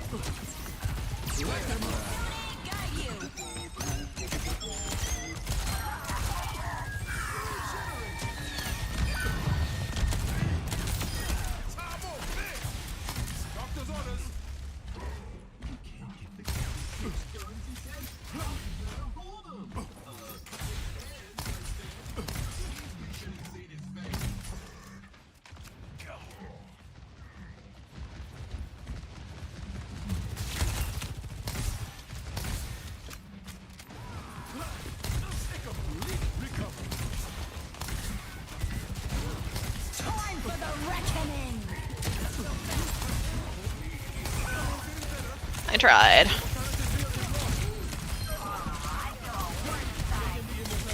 Oh! I got that dipped.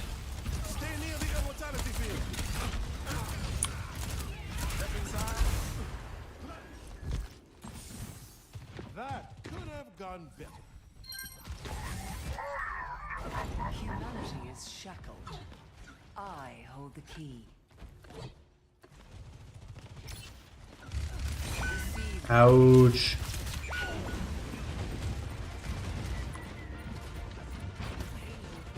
This ends now.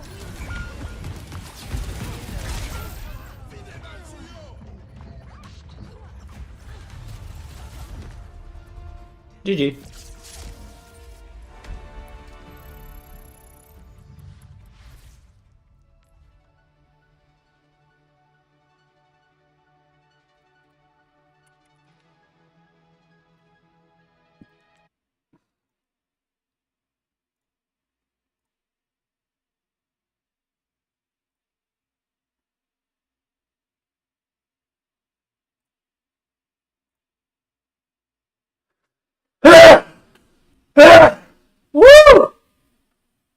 Wake you up in the morning.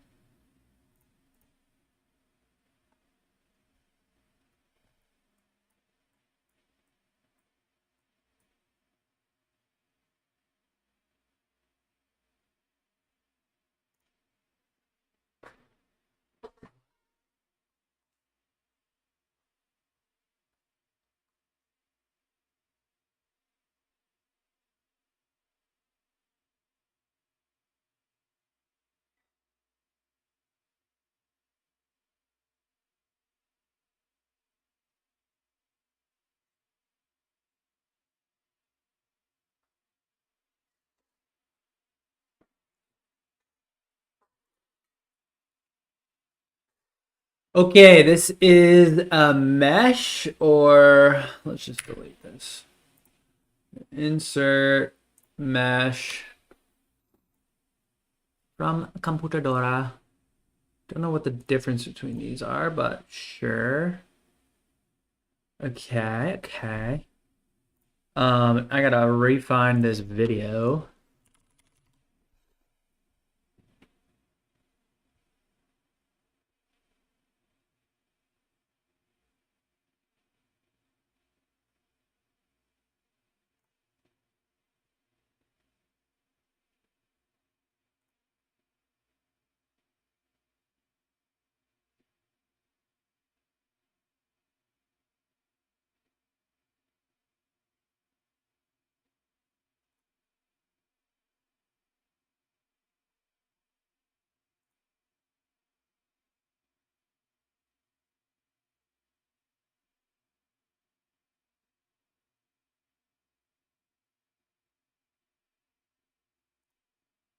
Dave's Hot Chicken keep me coming back for something new. Loaded fries.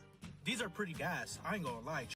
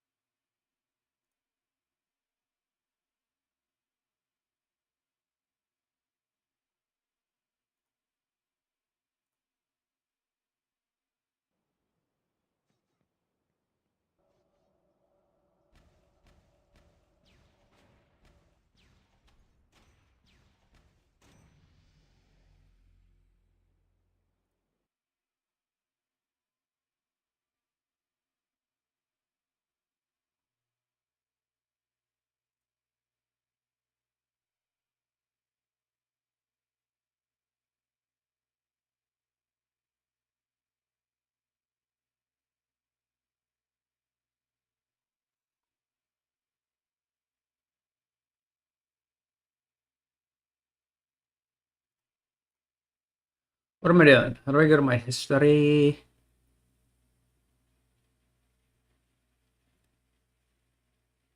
Your data and YouTube.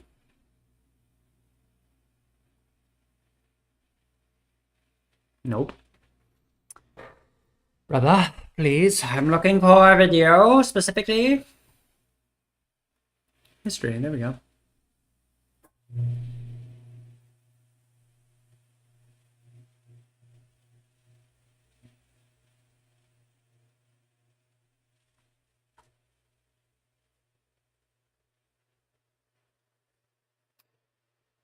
Videos.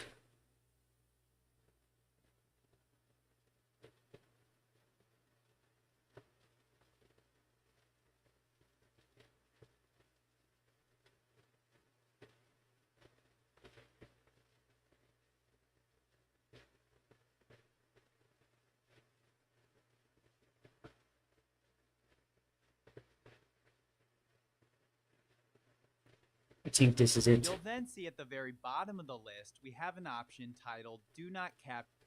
Alright, this we want center, move to ground. We need to Design history. After selecting the option, you'll get a warning that all design history will be removed and further operations will not be captured in the timeline.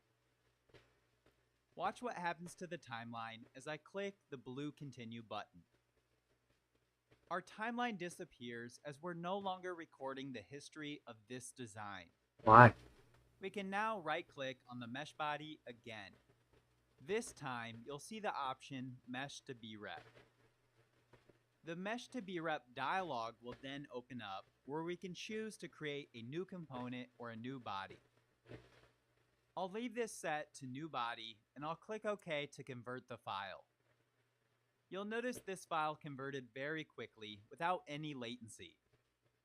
The time it takes to convert your file depends on the size of the file or how many mesh triangles it's made of. We'll take a look at a more complex file later on, which will take much longer to convert. In the bodies folder, we now have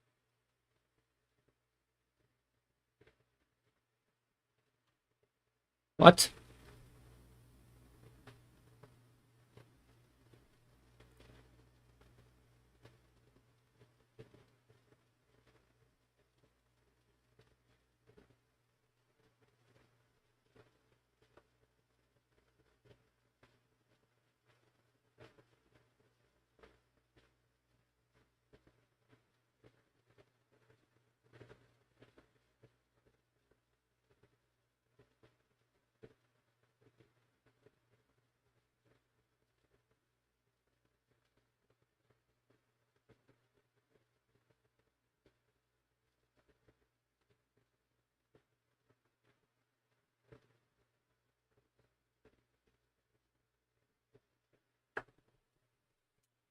I don't understand why you did this.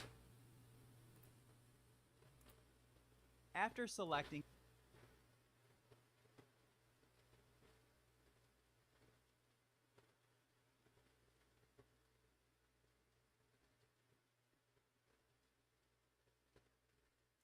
the option, you'll get a warning that all design history will be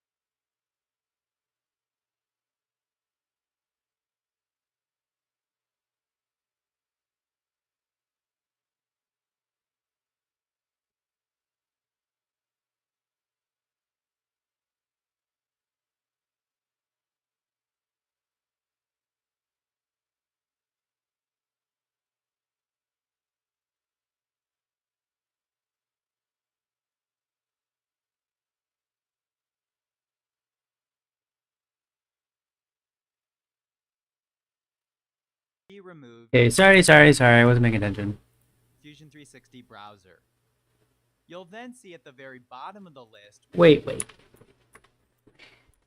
Imagine. Come on, no commercials. No ads. Burp. 44. Mesh to BREP is currently not available. This is because we have to first turn off the design history, as mesh files are written in a format that Fusion 360 cannot process and record the steps in the timeline below.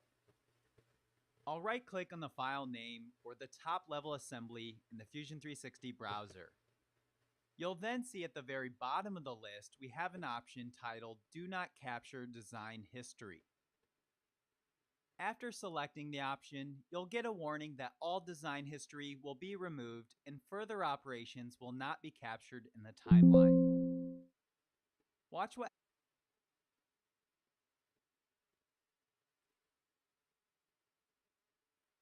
happens to the timeline as I click the blue Continue button. Our timeline disappears as we're no longer recording the history of this design. We can now right-click on the mesh body again. This time, you'll see the option Mesh to BREP. The Mesh to BREP dialog will then open up where we can choose to create a new component or a new body.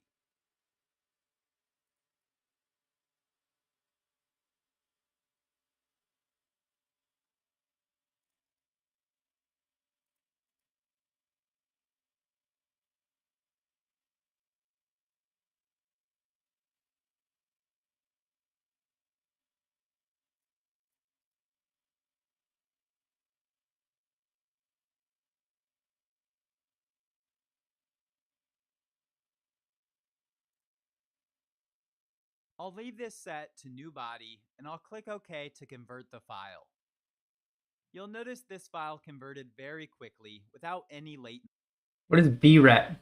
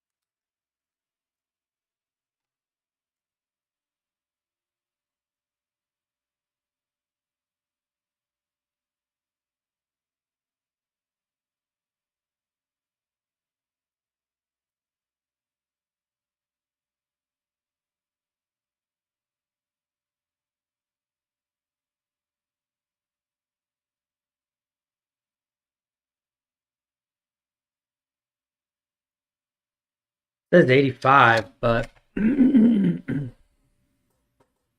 oh, this has got a little extra room here. Yeah, it does, doesn't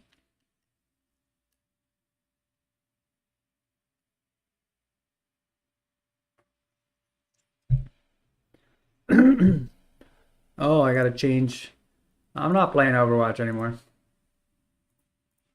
We're doing software.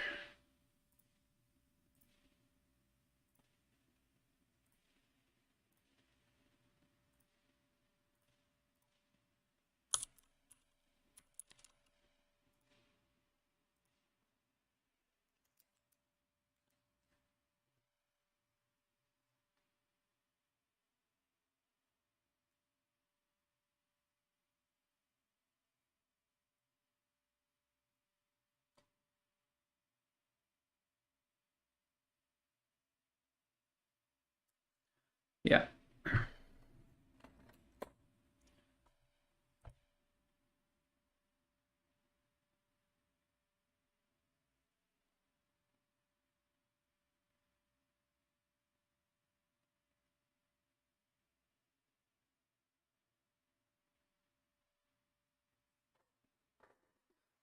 Hmm.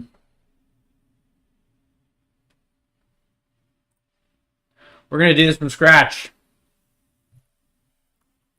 Create, sketch, this one.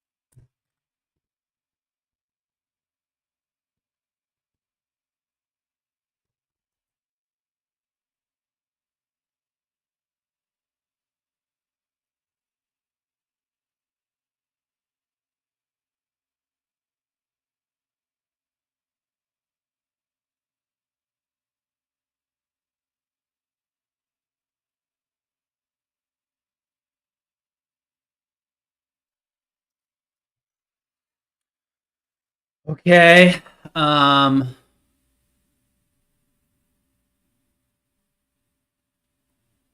Corner radius is 3 millimeters. That's great to know. That is great to know. We'll do fillets. 3.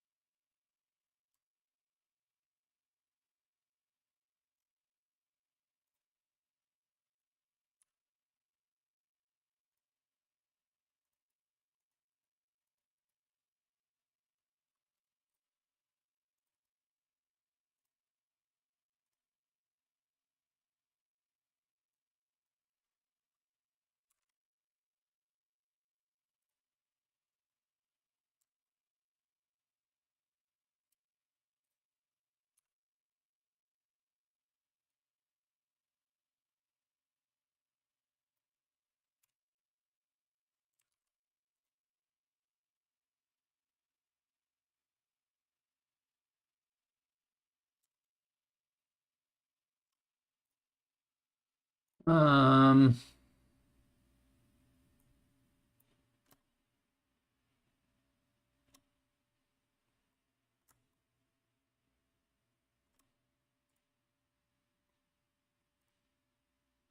Hey, come on now.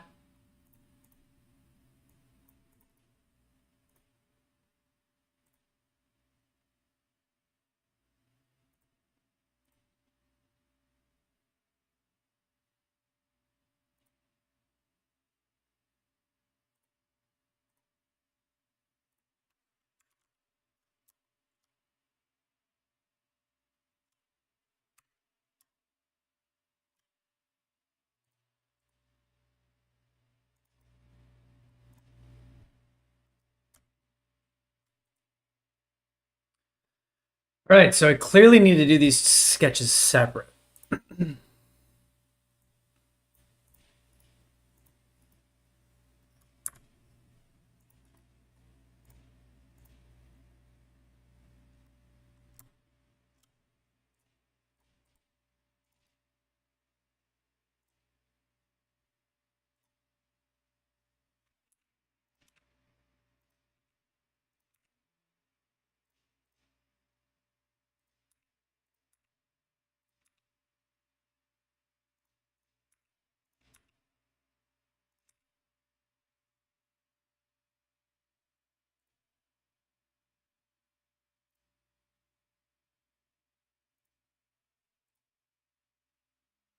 Um,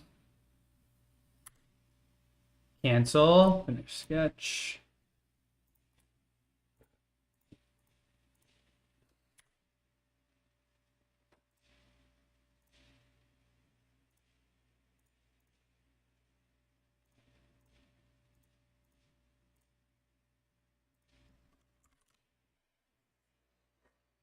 Okay, enter, create, sketch.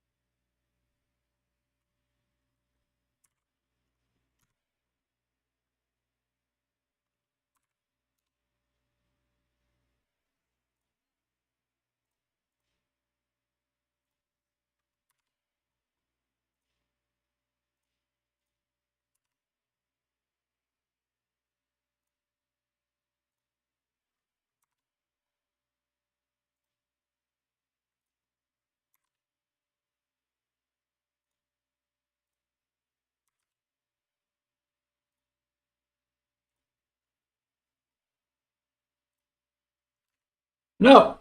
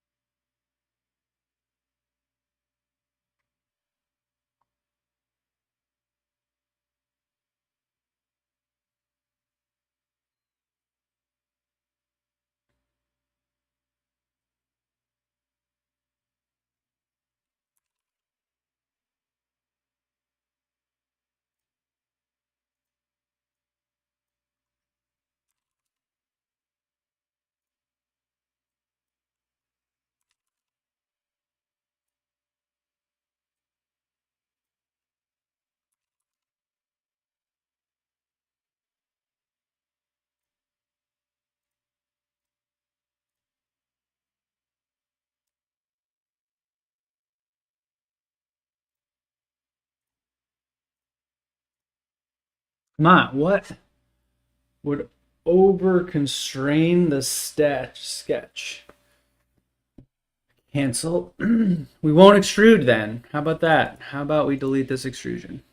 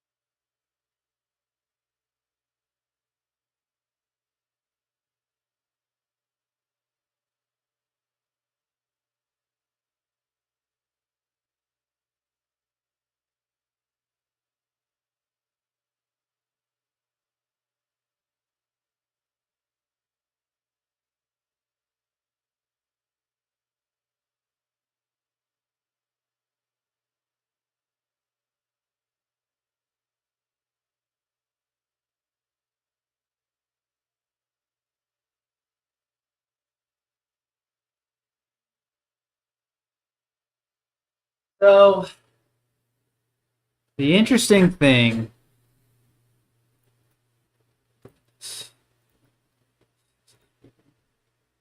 taking a minute. What stinks is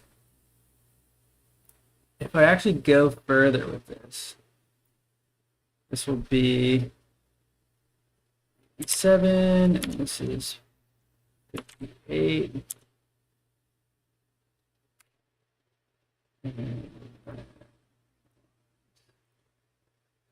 This 1. This 1. Then the fillets. 3. Is there a...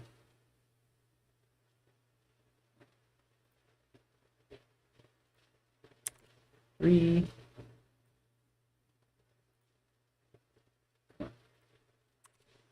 All right. Check.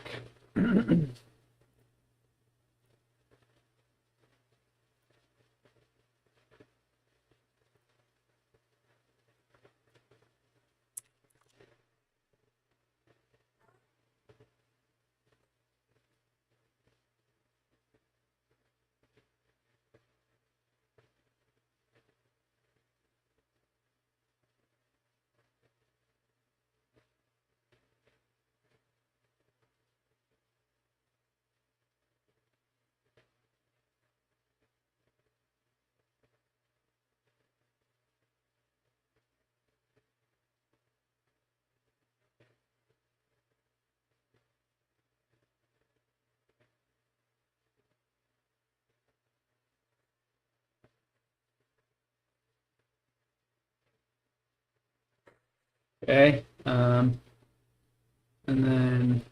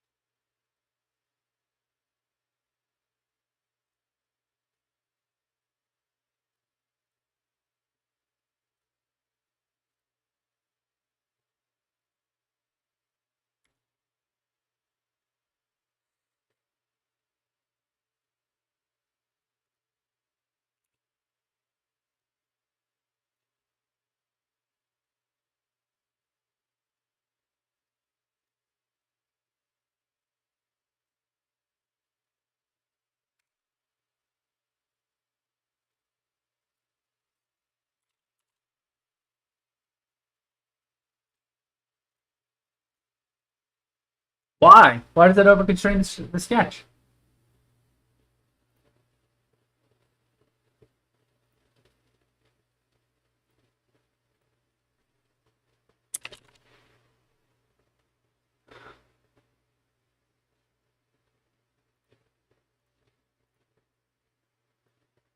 No, this should be 3.5. Alright, we're gonna move it then, you little son of a knuckle. Something. How do I move? How do I move it? I would like to move this sketch. Doesn't make sense. This shouldn't be driven.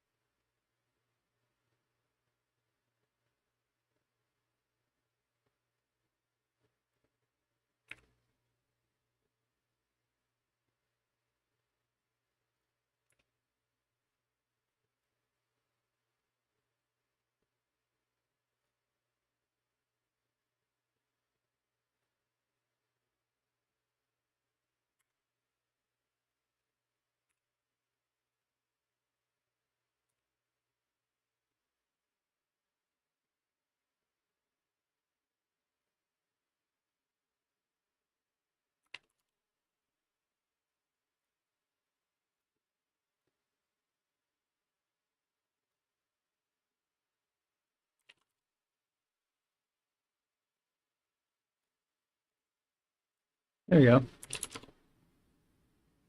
Clicked something. Did something wrong, obviously. Okay. Those are going to be holes.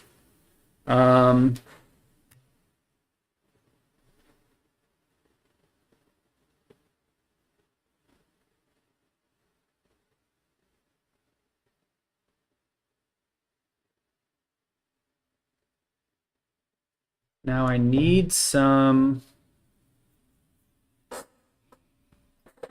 supports, essentially.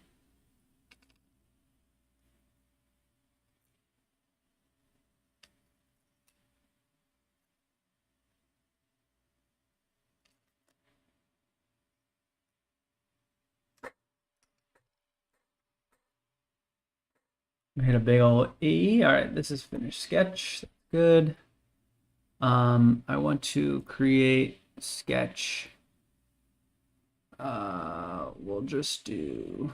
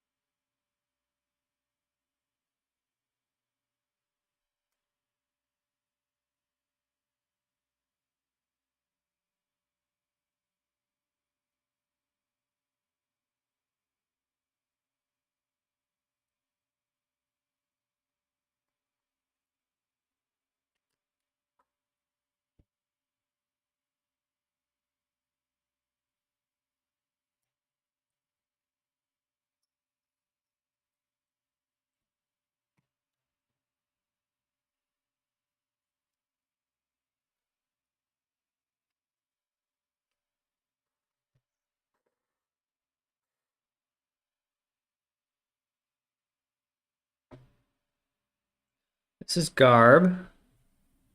I believe this is garb. Garb. Garbage. In the hat.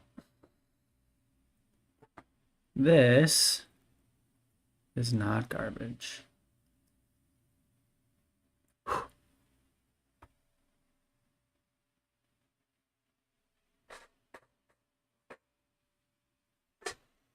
Okay, we got this.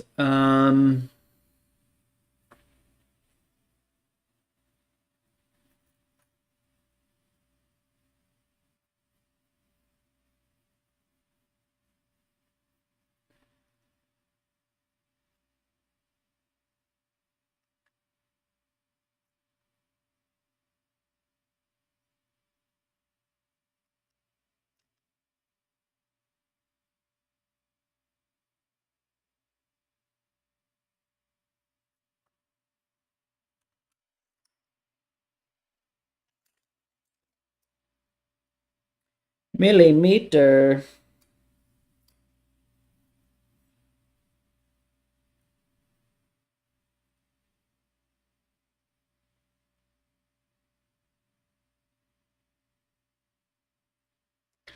I don't know. I'm getting kind of frustrated here.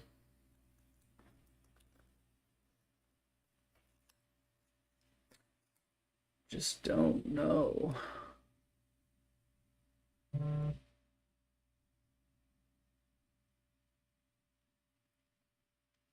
It is now done. It is time.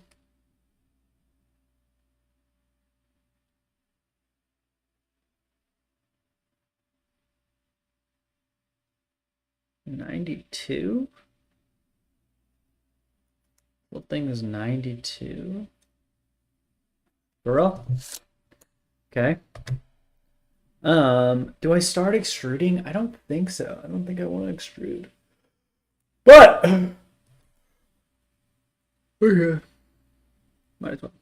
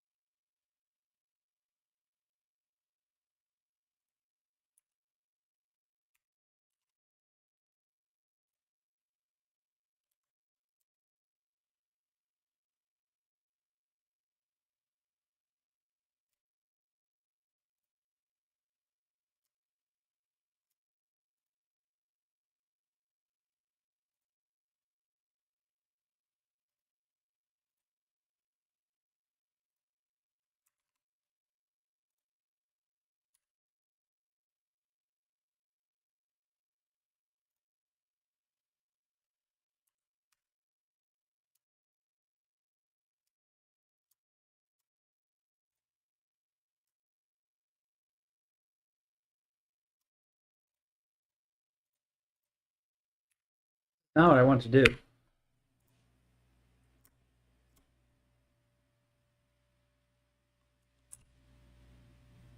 Brother, no.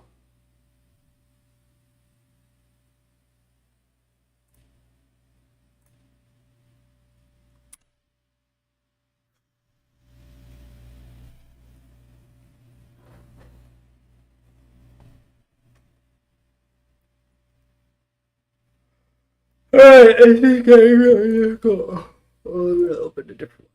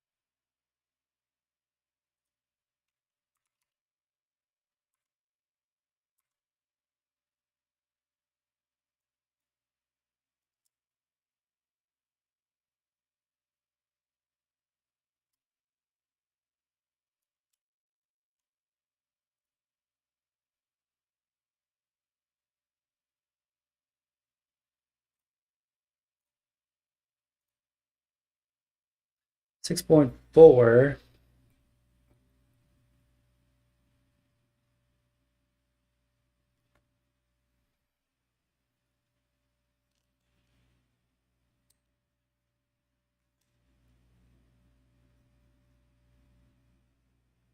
More than enough.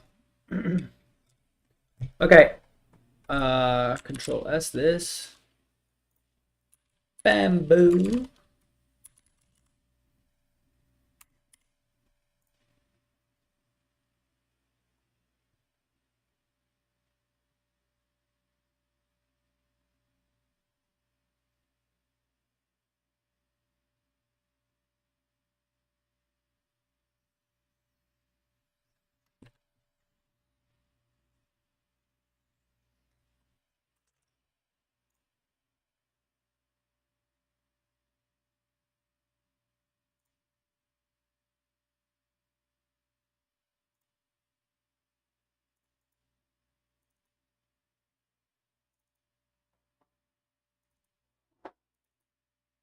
What are you doing over there, Mo? Is it camera base? Oh wait, I got it. No.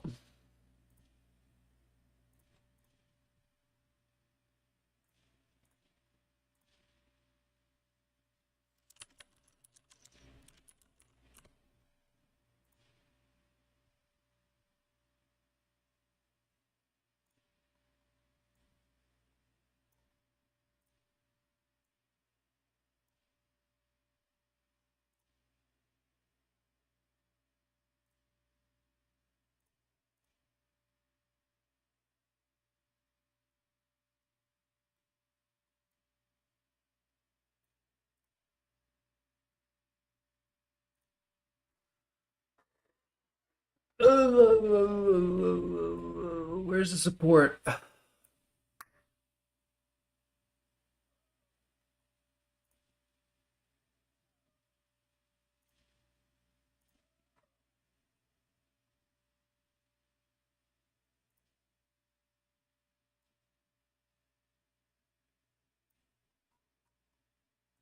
Support's there.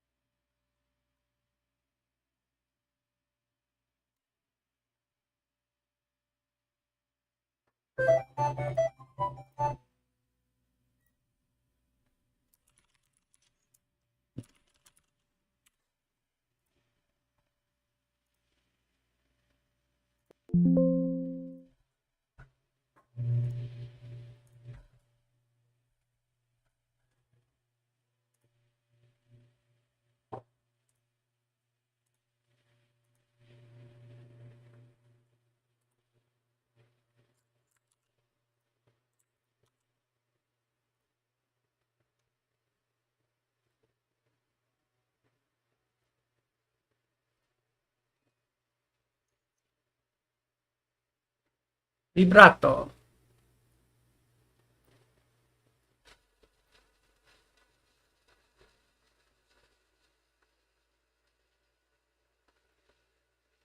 Tut. We really annoying if that wasn't working this entire time. But we're good.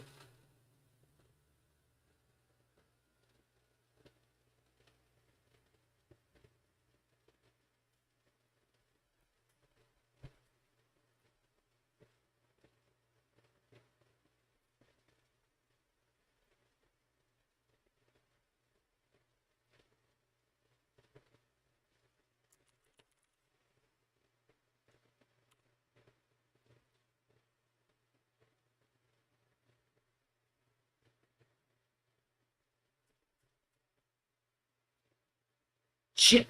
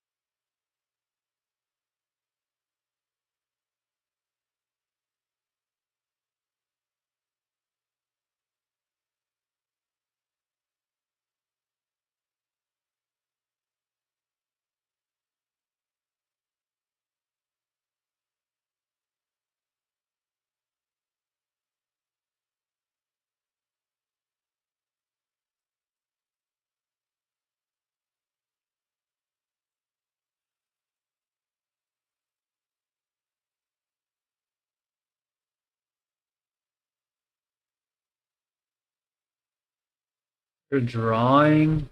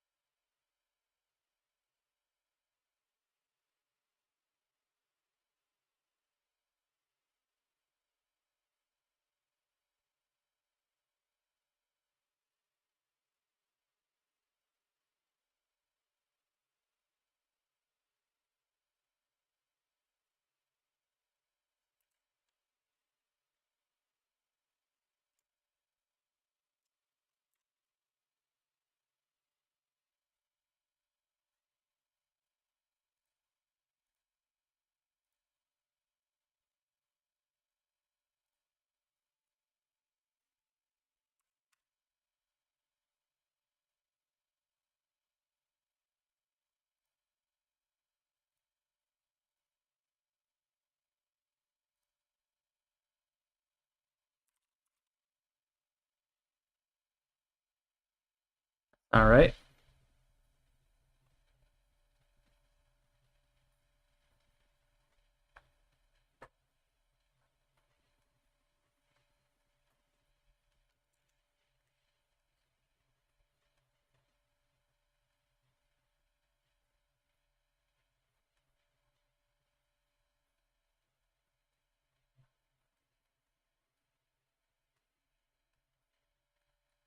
$17.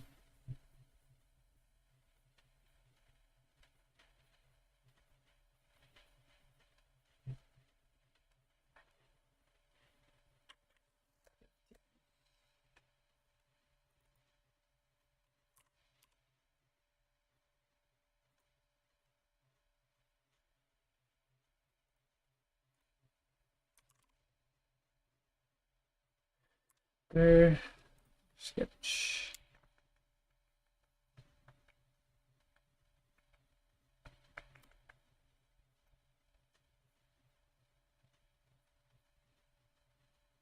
Um,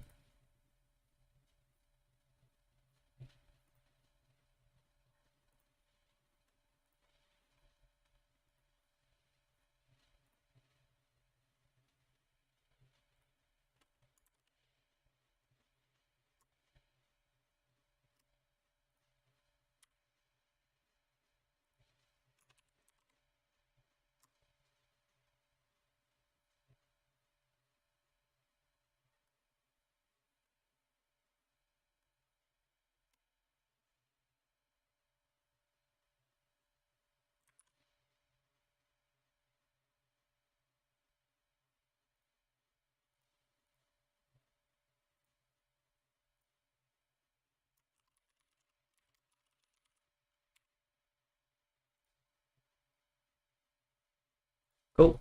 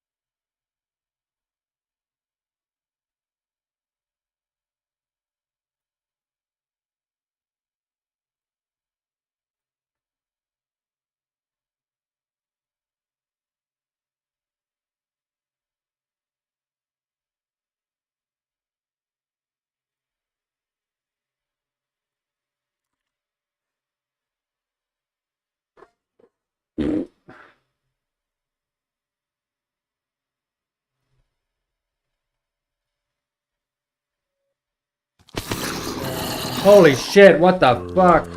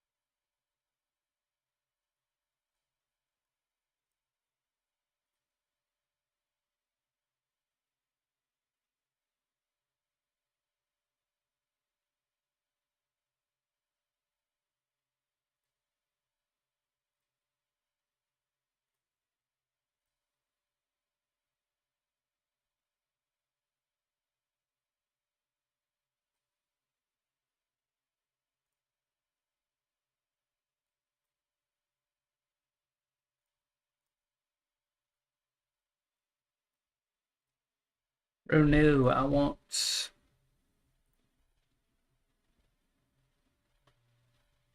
Where's my history?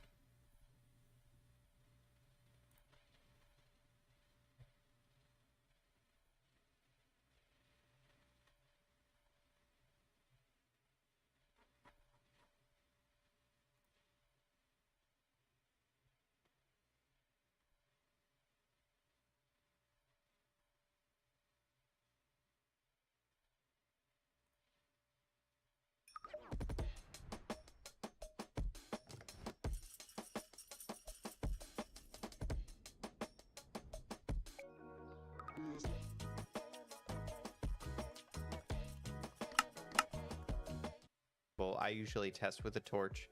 You place that and kind of outline the back and fill this in.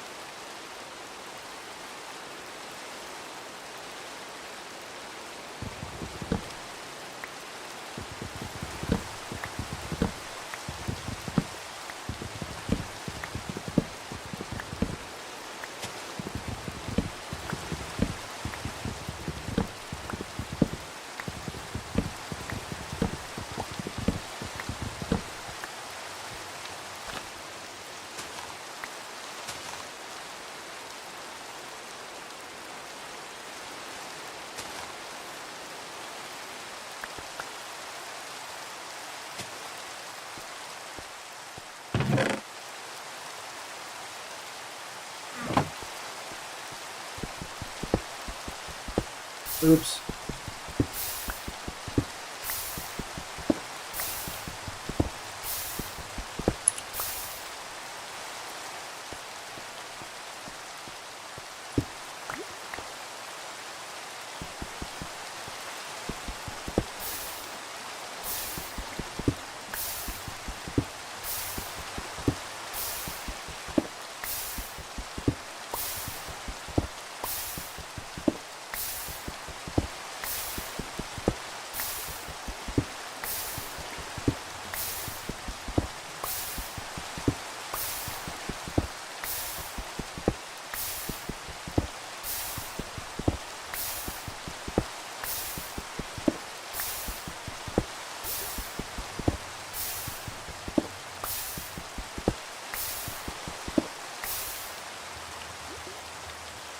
Here comes the sun. Doo-doo-doo-doo.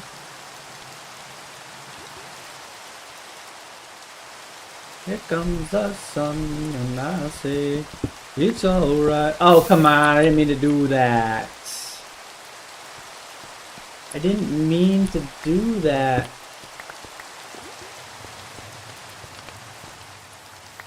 Some apples.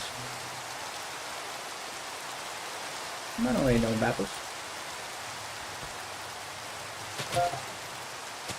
Oh, that's done. That's done, diddly done.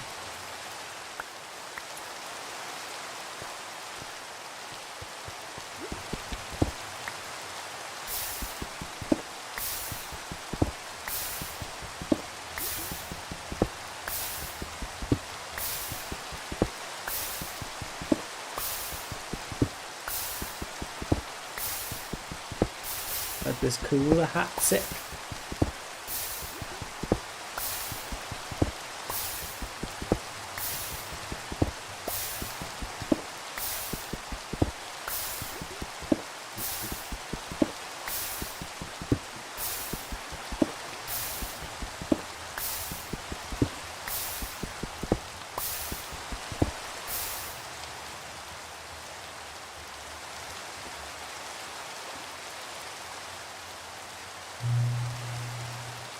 I do have another plate that I could just build in.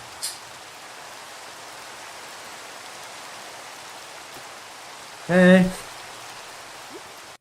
Actually, this.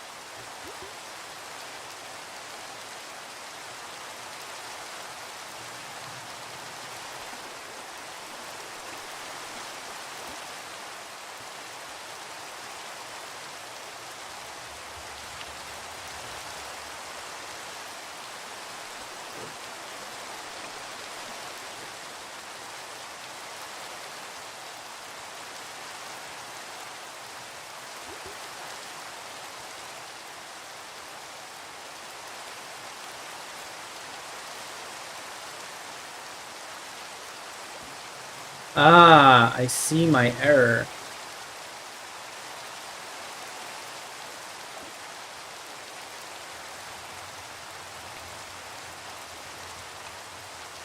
Wait, share.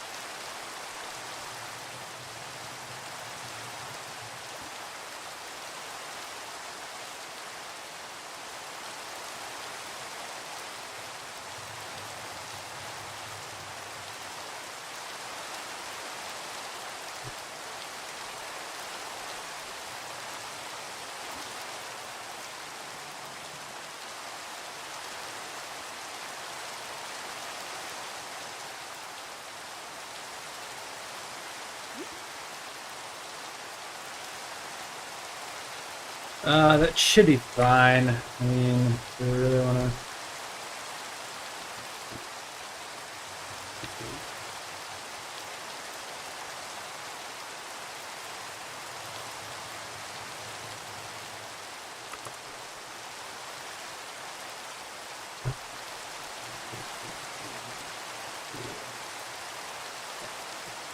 Okay, Control S.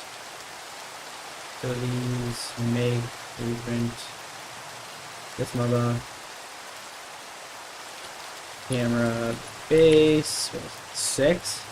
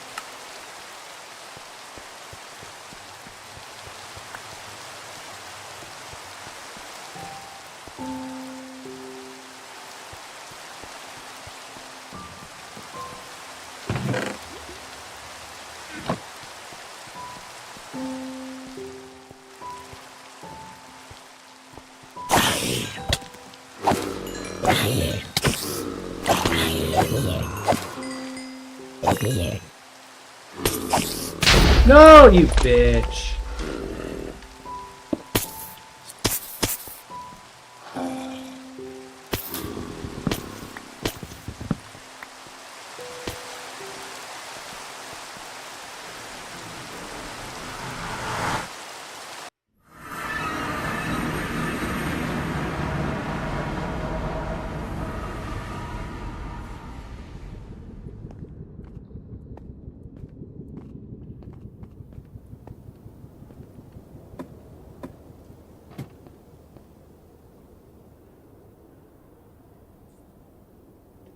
There will be things down this 1/2 slab. And for the spawning platform, we want to go out 31 blocks. And 31, oddly specific.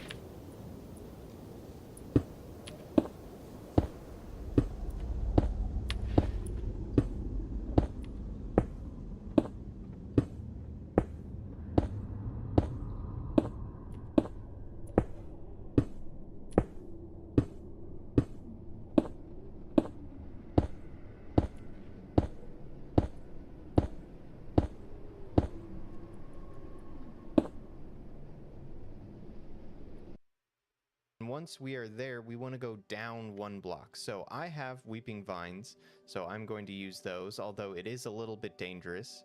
Alternatively, you could bridge out, make a second bridge just so you could go down this 1/2 slab. But there we go. So let's get rid of that and start with the pen. All right. How do I get down 1 block?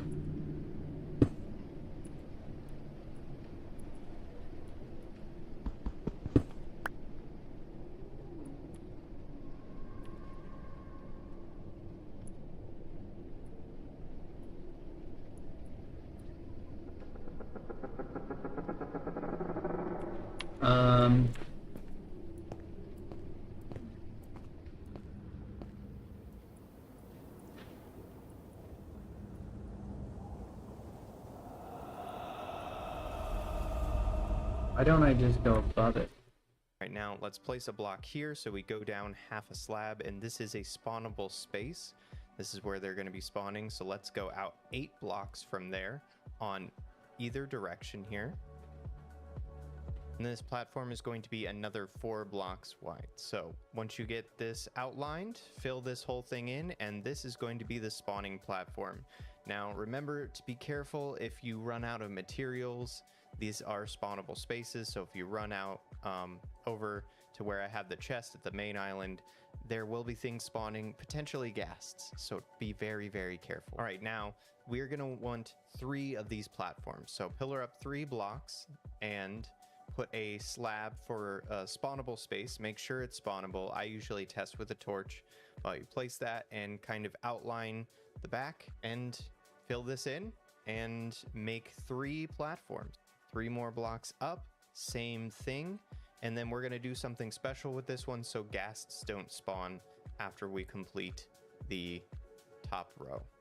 All right, so we need ghast proof areas. So we're going to go up 3 blocks, place 1 slab so nothing can spawn on it. And now just go all the way over to the other side of the platform and we'll make 1 more of these. All right, and the next platform is going to be 2 blocks over, which leaves a 1 block gap of air.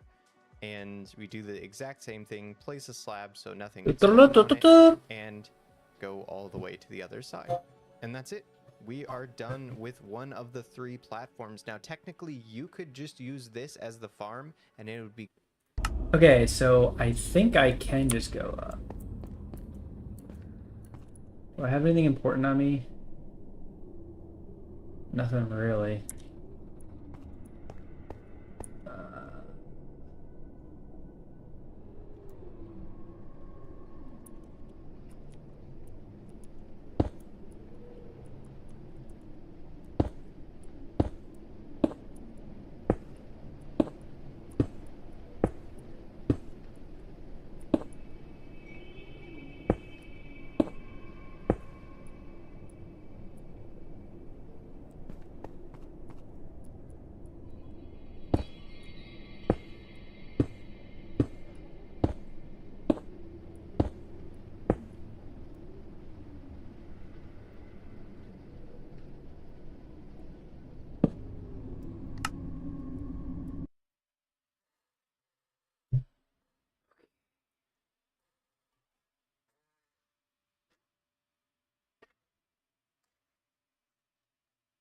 Oh, this guy's gonna be tough to get off. Just kidding.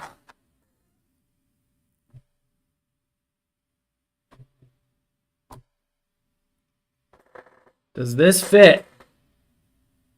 No, it doesn't. Frickin' great. Frickin' great! Okay, well, we're going to delete this mother.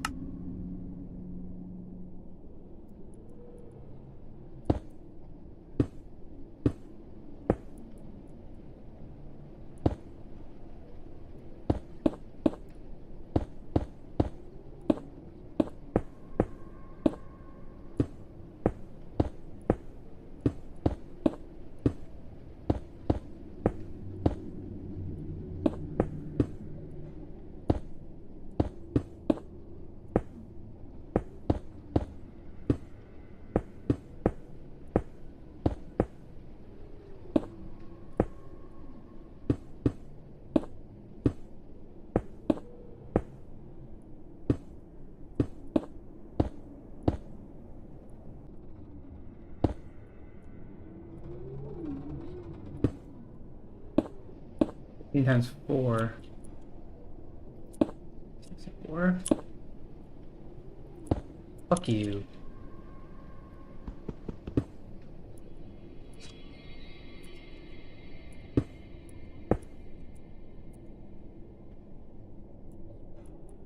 This is actually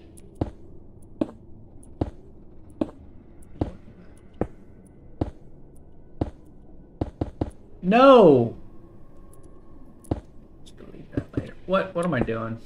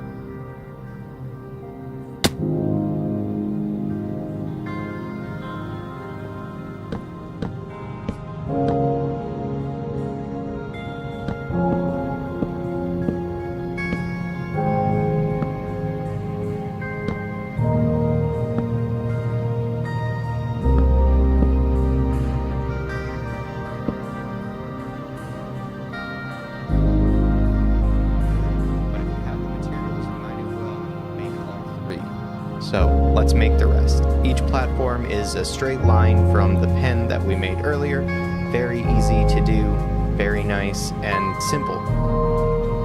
And there we go. The farm is complete, and you should see a bunch of things spawning. All you have to do is shoot one of the zombie piglins on one side, and then one on the other, and all of them will aggro towards you into the center, and you can just sit here like this and hack away at the piglins, getting all the XP, all the gold, all the rotten flesh. I don't know why you would want it, but you can get it, and it will all flow into this hopper if you have hoppers. And I want to give a special thanks to Wandering Steve over. Wandering Steve, shout out. Oh my. It appears to be. It appears.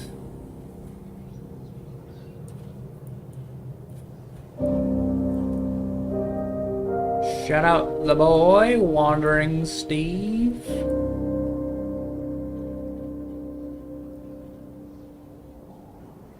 Come hither.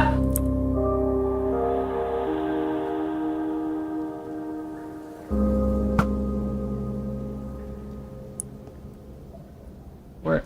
Something's wrong. Soul Sand Valley? Bro, I was just in another... whatever you're talking about, you dingus.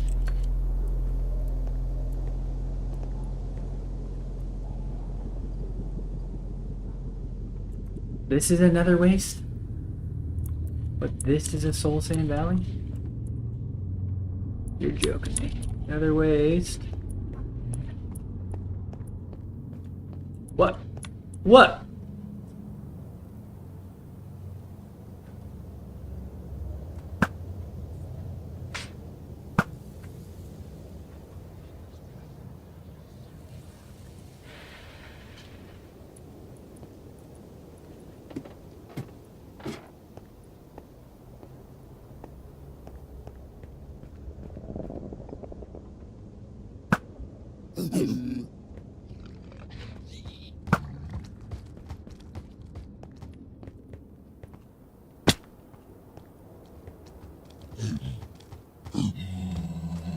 Oh, fuck.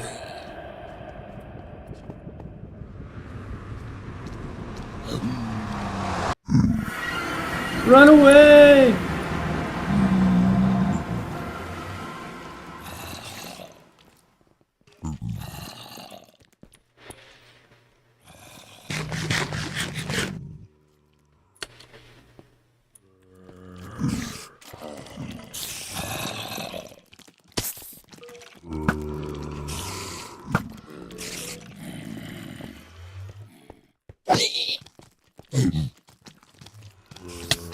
Fuck you. I'm dead! Oh, fuck you. God damn it. Can I punch these mothers off? What are you chewing on? What is that?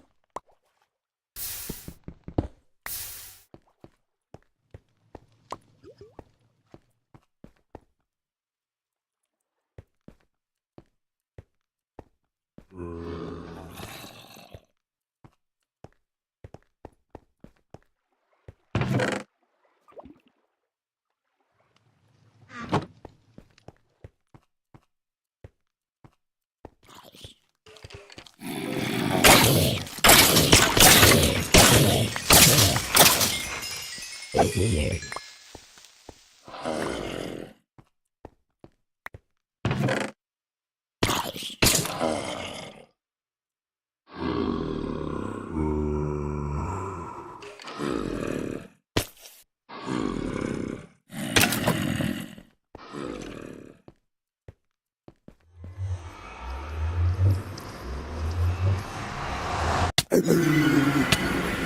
no way, dude.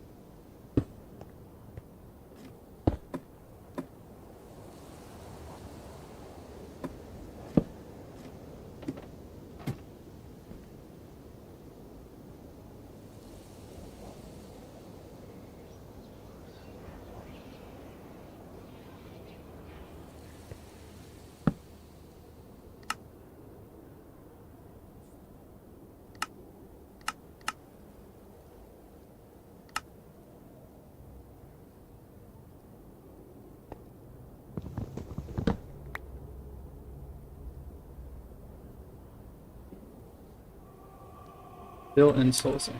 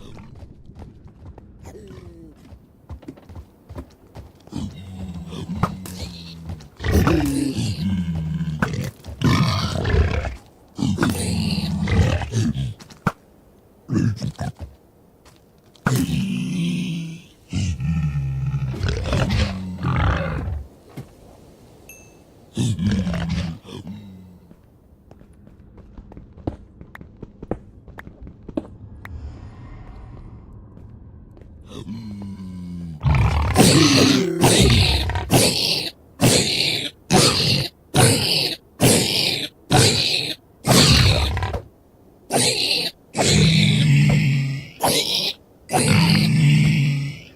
a big old gold block?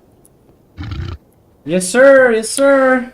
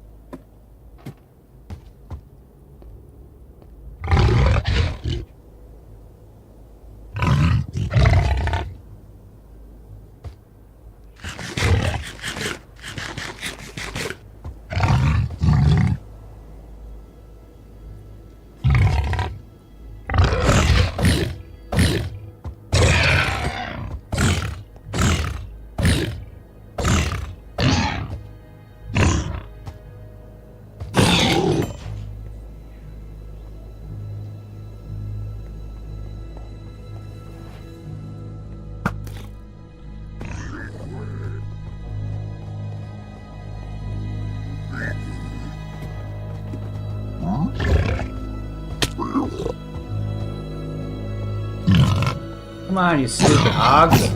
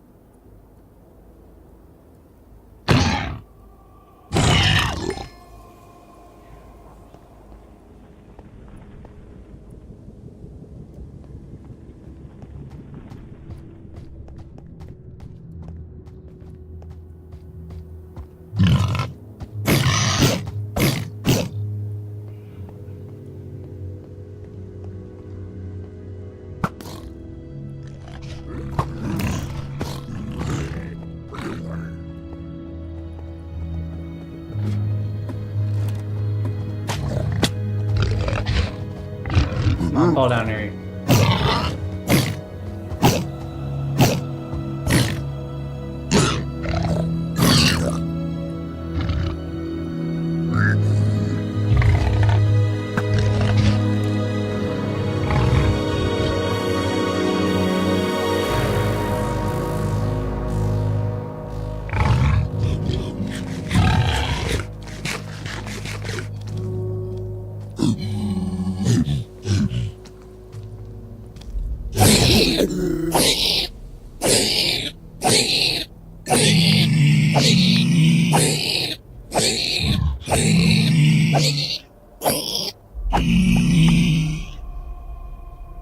I need fucking 8. Dilly dilly. Alright, so clearly made a mistake.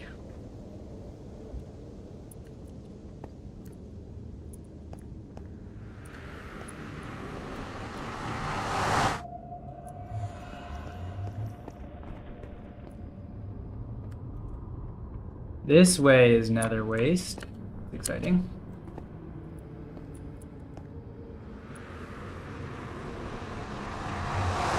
Nora, Camden, Ayo, oh my god. What is this?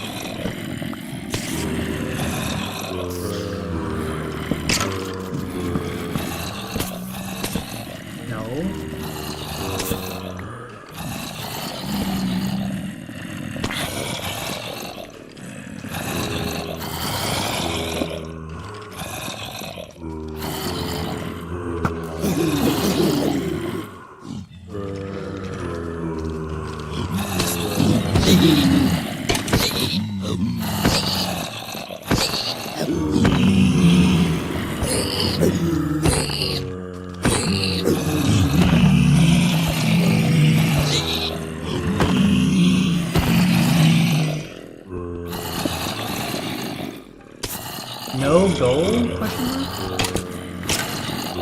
I love gold.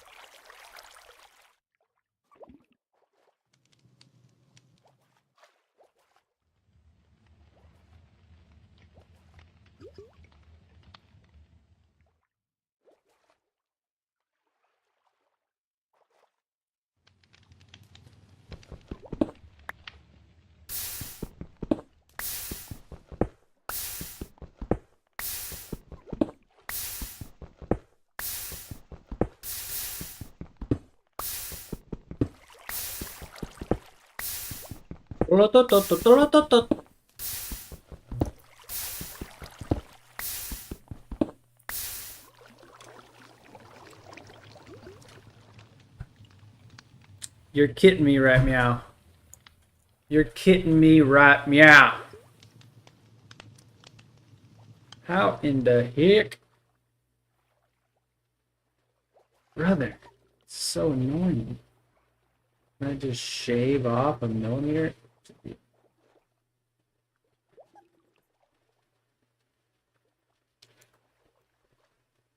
Wasting. Wasteful. 6 millimeters plus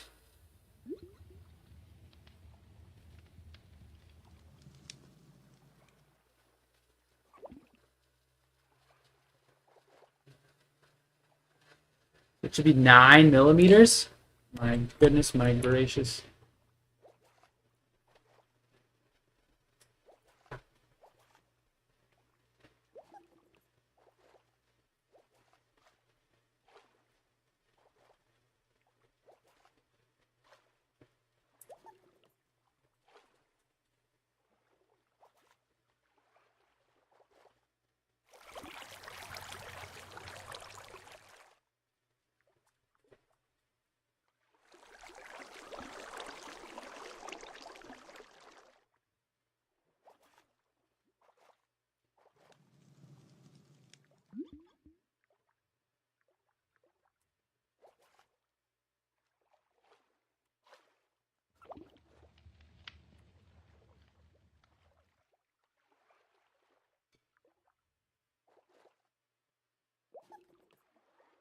Seems right.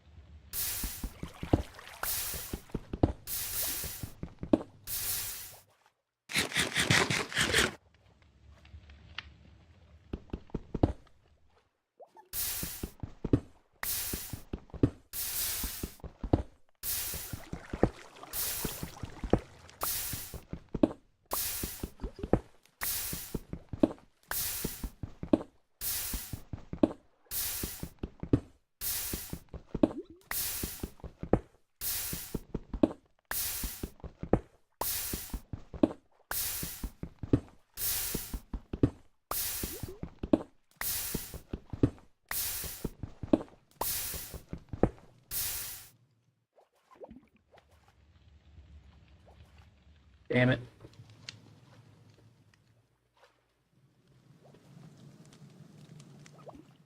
It's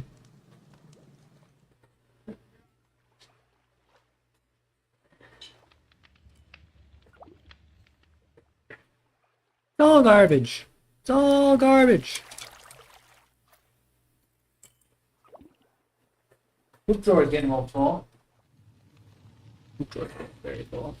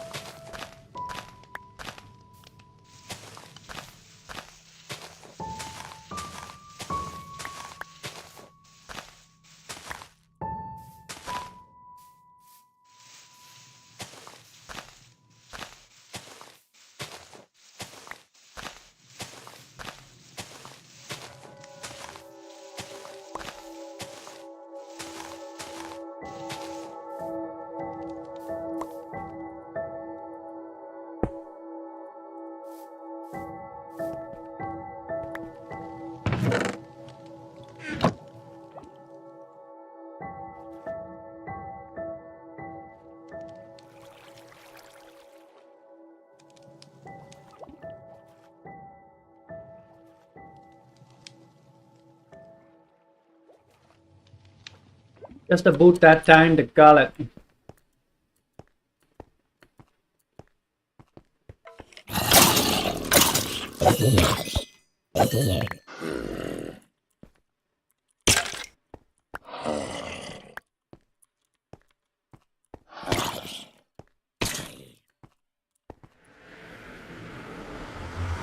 Here we got.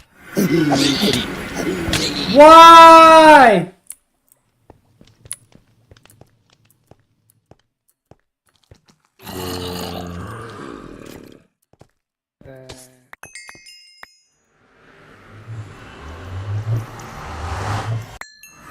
So pissed at me?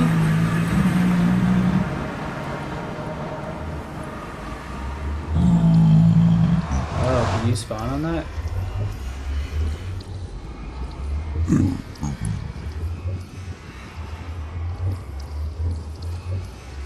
All my food's gone?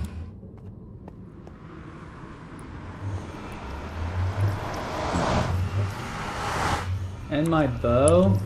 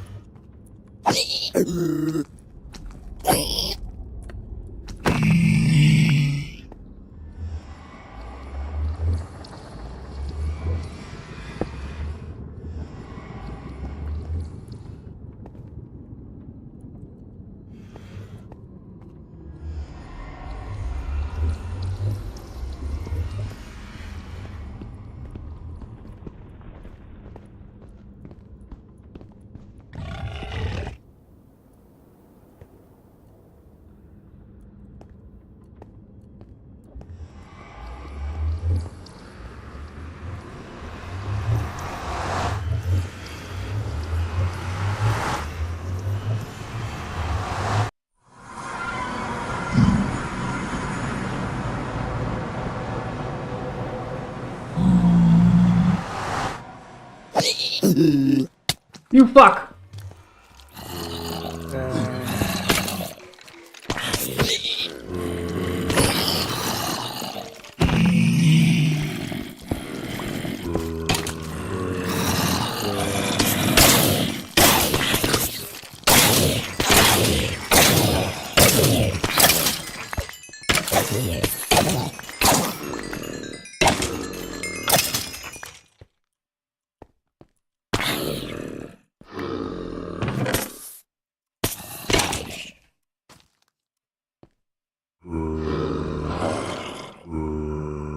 I want my food.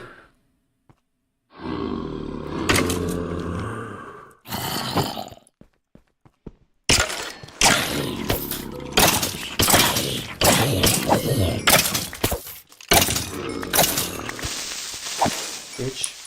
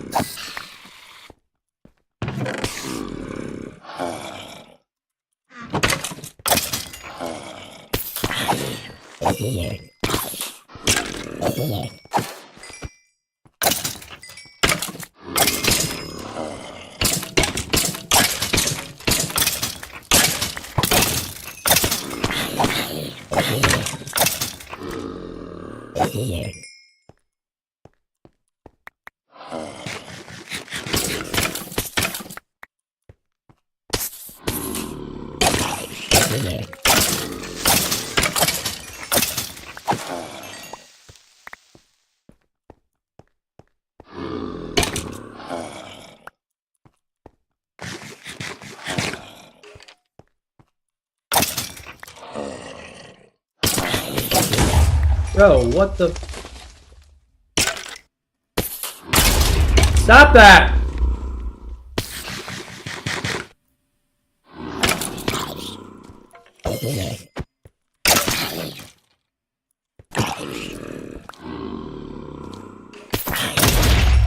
Bro, I'm gonna straight up murder.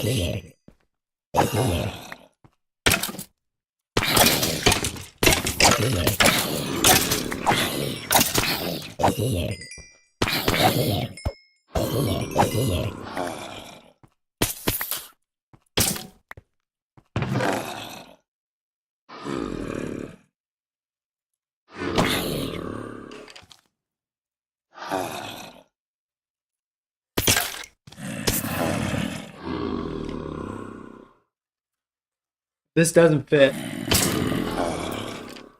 I'm not gonna do anything. It doesn't fit. Let's bop that to 7. Alright. Let's make 3D print. Okay. 7, I think. Camera cover.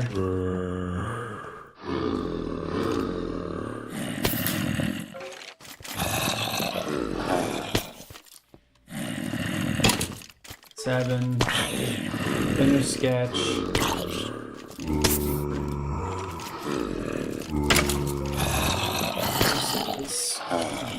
Cover. 2. Pair. 8.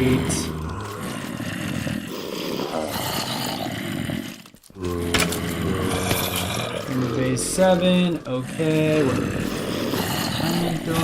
like kinda getting to the point where that needs to be a conversation. Ain't no way.